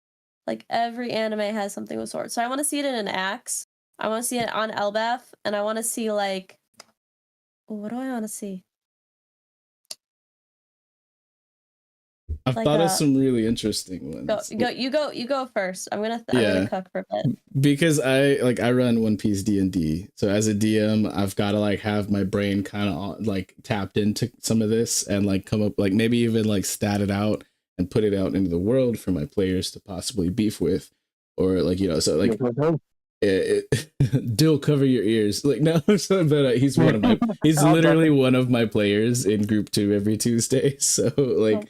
It's crazy, but something that I put in front of one of my other groups, the Dreadnought Pirates, was, or actually I don't think I put it in front of them yet, but it's like in the plans. But so if they're in the chat right now, spoilers, I guess. But it's like it's like an umbrella that has like an octopus fruit. So That's it's like cool. Dude, it's so cool. Like and it's actually like really dangerous. And I was thinking about giving it like the armadillo fruit at first or something like that, or like even like a hedgehog fruit or something, but I landed on the octopus, and that's just like, it is such a cool like little setup. And I know there's a few other DMs who have come up with some crazy ideas in like this Discord that I'm in of a bunch of like One Piece D&D people. And it's just such a fascinating community. But that was one of the things that I was like the most the most proud of. There's also like I don't know, like you could do a lot with like I don't know, like a sniper rifle that has like a Zoan as well. I forgot which one. I'm blanking on like, I had like a list, but I don't have it right in front of me, so I've just like forget it all. But no, those are really cool. I like the octopus umbrella. I would have never thought of that. I was thinking like an axe that had like even like an ancient like dinosaur Zoan, or like Elbaf, or like one of the giants. I feel like that'd be pretty cool. like throwing around the Stegosaurus. I could see that happening. Like the axe head just turns into this huge Stegosaurus and like eats people. I feel like that'd be sick.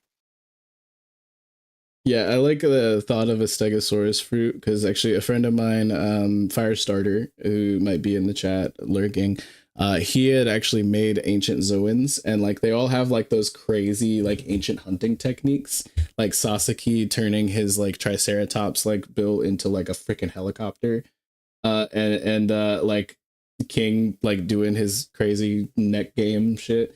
I'm sorry, Queen. And then like it's crazy because if you think about it, like a Stegosaurus, like he basically made it to where their like tail, like when it swings, is like grenades go off and shit like that. Like it's so funny because when you think about it, it really makes sense with like ancient technology and stuff like that. They're like, what if dinosaurs are actually like way high tech? You know, like which is, I mean, when dinosaurs hunted in ancient times, they always used to hunt by pulling back their crest and launching their heads forward at their enemy. Mr. Bushido with 2 more euros. You're such a goat, bro. Honestly, he said Hattori is a human who ate the bird devil fruit. Dill, you got anything to say about that? Hat D Tori. So me and Bushido have both had this idea running concurrently for almost a year and a half now that Lafitte is Hattori. The bird on Lucci's shoulders is controlled by Blackbeard's number 2, Lafitte. Yeah, that's so crazy. Like that's actually when I first met you, I think over on Dax server. I remember I think you were Hat D Tori before you were Shaka Dill, or no, I don't remember. Yeah, so on Pars and on Dax, in like the same week, I changed it to Hat Detory, but on Dax, a few months later, I changed it to Shaka ChillDill, which was still about a month and a half before Shaka died, so RIP to GOAT. Yeah, that was like when I first started actually like being active in like the Discord stuff and whatnot. So that's absolutely crazy. Just to mention a few other like cool like there was another devil fruit item, and I don't remember. I think it was like an electric eel that was like a spear. That's really cool. That's what Usopp should get, bro. Honestly, like that is such a cool concept. I can't take credit for that one or a few of the other ones. Like I have some, but they're just like, I don't want to spoil Dill on some of the shit that I've come up with. So I'm just like borrowing some from a friend here. I don't care. Dill doesn't know what Dill knows. But regardless of that, John Sherrod on all socials said, give a Den a cat so it can stealthily record people. Oh man. Yeah, that is give interesting. A plane a fish fruit so it can travel almost anywhere. Land, sea, and sky. Like, I mean, it wouldn't be able to really travel underwater. It would just be able to like breathe, right? Because like it still gets immobilized, I think, right? I don't know how that would work. Yeah, because like Jack was still able to breathe because he's a fish man, but he wasn't able to move. So like yeah. if you're like a part fish with a devil fruit, like even fish man or like an actual fish, you could still breathe and exist, but you can't like move. Is the thing? Yeah, because you'd be it's immobilized. Like Jack, who is part fishman, but he can breathe under the water. He just can't actually move. I also thought it'd be funny if you give a baseball bat like an actual bat fruit, you know, just for that's like, I feel like that's like on Oda time. He would do some shit like that. But that's like one of my favorite things about coming up with like shit for One Piece or for D&D in general is like flavoring it for One Piece. Like coming up with devil fruits has been one of the most interesting things. And I remember I talked to OPU like in their server, and they did a whole stream about like if they could create a devil fruit that like isn't technically one that Oda had already put out or a filler one or anything like that. So Chestnut, I'm gonna put you on the spot real quick. All right, word up. You gotta create a devil fruit, and like ideally not a Zoan, because I think that's like kind of like low hanging fruit, pun intended. But like if you could create like a Paramecia or a Logia, or if it's an interesting Zoan. I think if I were to create a devil fruit, I'd want it to be a Logia, but specifically, I want it to be a Bermuda Triangle Logia, where it's like you cause like disaster. So it's like whirlwinds, and you can cause like hurricanes. I don't know if that'd be a paramecia. I would think it'd be a Logia, but you would have like bad luck associated, and you could cause bad luck with it. That is so crazy. And hear me out. What if that's Dragon's power all along? That would actually be pretty cool. That would be so sick. Oh my god, you guys heard it here first, but that is so crazy. Bermuda Triangle devil fruit would be insane. I mean, would it be called the Florian Triangle though? Like for devil for like the Flory no me, bro. That's so crazy. Oh wow. But yeah, like I wrote like my entire own like devil fruit encyclopedia for like for my campaigns and stuff like that. That's really cool. And I've included obviously all of the canon and some of the filler fruits, but I think if you add them all up together, there's like less than 200. My encyclopedia is actually like 400 deep, so I've created so many different devil fruits, and it's like some that I created before I was caught up and stuff like that. Like I actually like, and some of them I guessed the names of actual canon ones that we didn't have the names of yet. Like I called like the name for Bonnie's fruit, and the name for homeboy Karasu's fruit before they were ever revealed, like, which is so crazy. But that is like one of my favorite things, is like coming up with new and cool like devil fruit ideas. Like if there was like a blood Logia, which is like a Logia would be sick, bro. Yeah, there's like a few different people who have thought of that as well, and like there's people who have said like a blood paramecia, and like obviously that'd be pretty cool. But like the blood Logia is one of the most cracked, and it's one of my favorites just because like you fighting a normal dude, cool. And like you know, but if you like the more you fight somebody, if you shoot like little blood bullets, or it's like Choso and like JJK, you could do like all of that stuff, like a cool like circulating blood like chainsaw blade and like little blood bullets. Cool. But also like once you like actually cut them, you would be able to like as an action, I made it to where the blood Logia user could change their blood type. And so the blood types are X, F, and S, and then XF. Instead of A, B, and O and AB, you know, like in One Piece. Mm-hmm. And so like at will, this person would basically be able to change their blood type. And if they change their blood type to be the same blood type as their enemies, and their enemy has like an open cut, they would be able to like insert blood into like their cuts and then control them like puppets, like Doflamingo style and shit like that. And like do like all these cool environmental effects. And it was so interesting in my first campaign that I was running for One Piece D&D, like how do you beat a blood Logia? Because like with Crocodile, obviously it's like, you know, he has a built-in weakness, but with the blood Logia it's a little bit more different to figure that kind of stuff out. And I see Ragnar taking notes. He's also one of my players in group 2. But in my first campaign, they were fighting this, like, he's a warlord. He's like that I created. He was a blood Logia user, and they had no possible way of them winning until the medic was just like, wait, I have an idea. And he took a whole bunch of his healing potions, and he threw them at the blood Logia, and he overloaded this guy on like medicine to the point where it got toxic. And that was like the only way that they possibly could have beat him, and they figured it out. It was so cool. So that was like one of my favorite like things that I kind of created, and and I was like rooting for them the whole time. But I'm like, there's pretty much no way you're gonna win. Then they pull that shit out, and I was like, that's goated. That is so genius. That's really cool. And then like I also created a Salt Logia, which is even more busted actually. Have you ever seen Seraph of the End? No. You should watch Seraph of the End. And just watch at the end, you'll be like, oh my god, that's my devil fruit I made. That's crazy. But it's hard to make Logias. Like I like there's only like a certain number of things that you could really think of that like fit the periodic table, and you're like right. A gallium Logia, and you're like, well, what can this fucking thing do? Yeah, like but so I don't know. While we're talking about them, there has to be an upgraded version of Cars fruit, because soot in and of itself is used to make ink.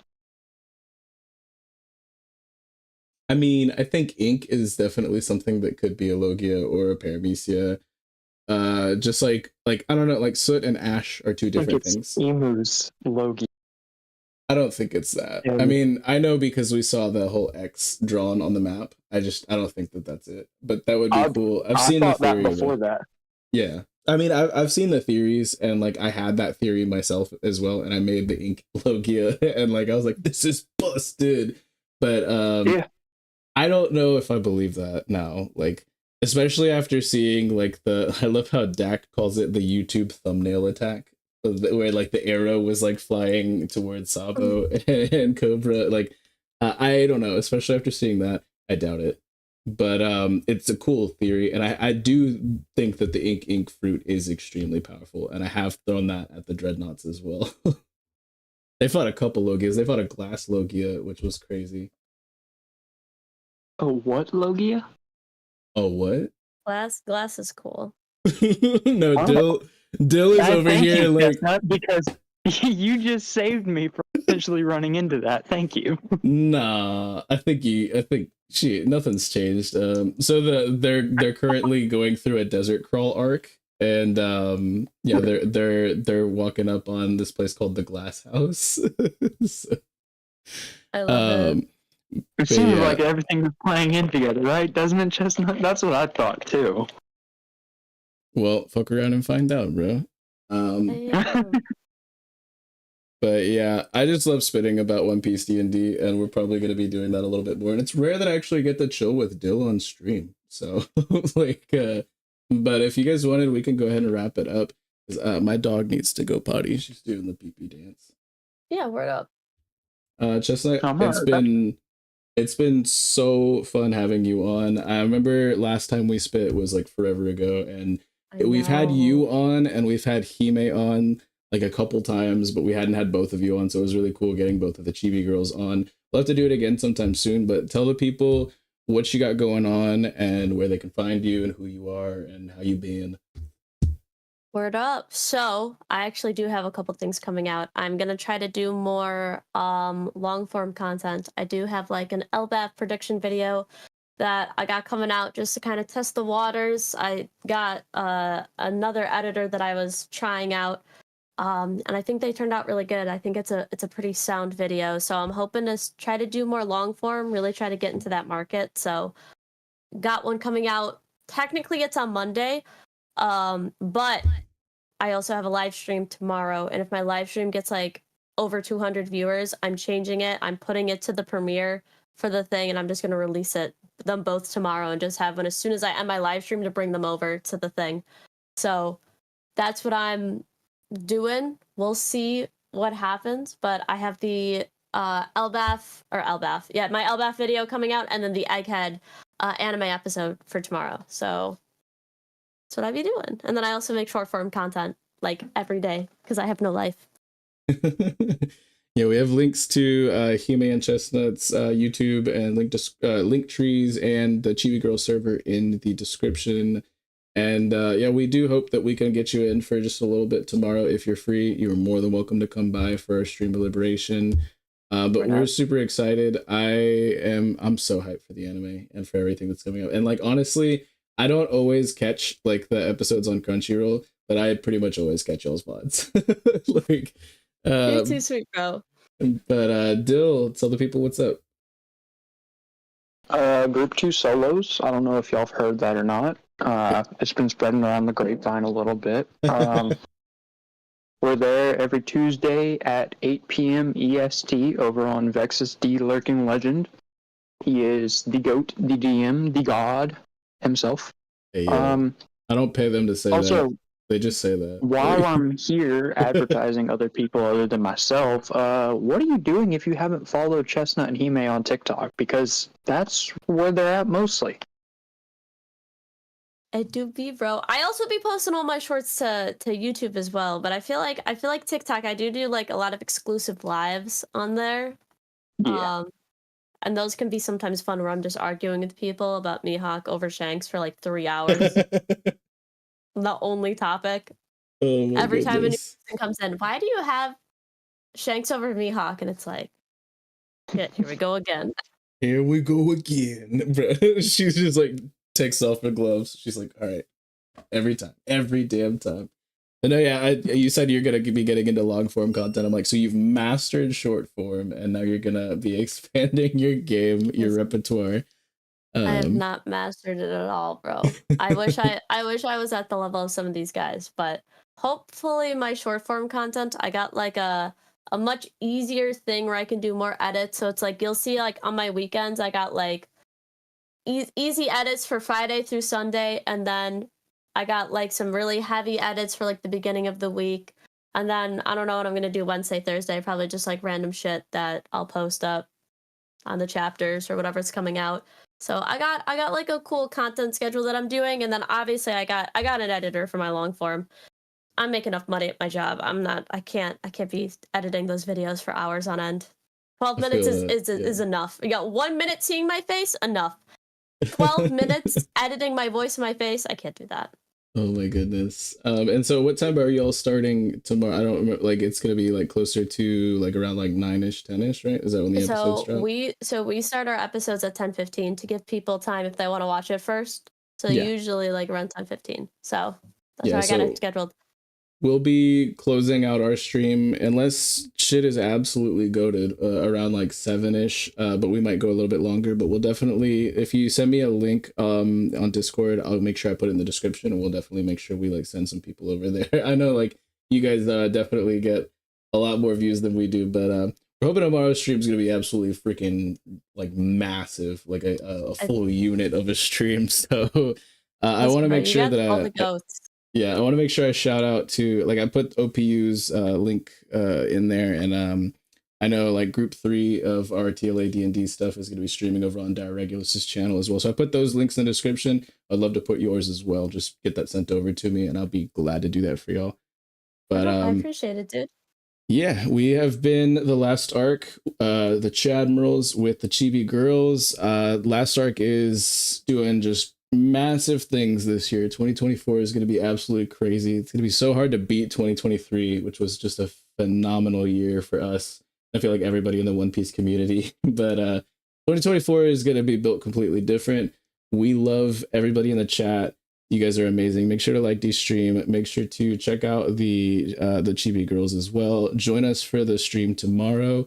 And if you'd like, you can hop in on group 2 when we solo every Tuesday. But link in the description for all of those things. I've been Vex. It's been phenomenal. You guys all take care. Have a wonderful night. And we really do hope that we can see you guys tomorrow. But y'all take it easy.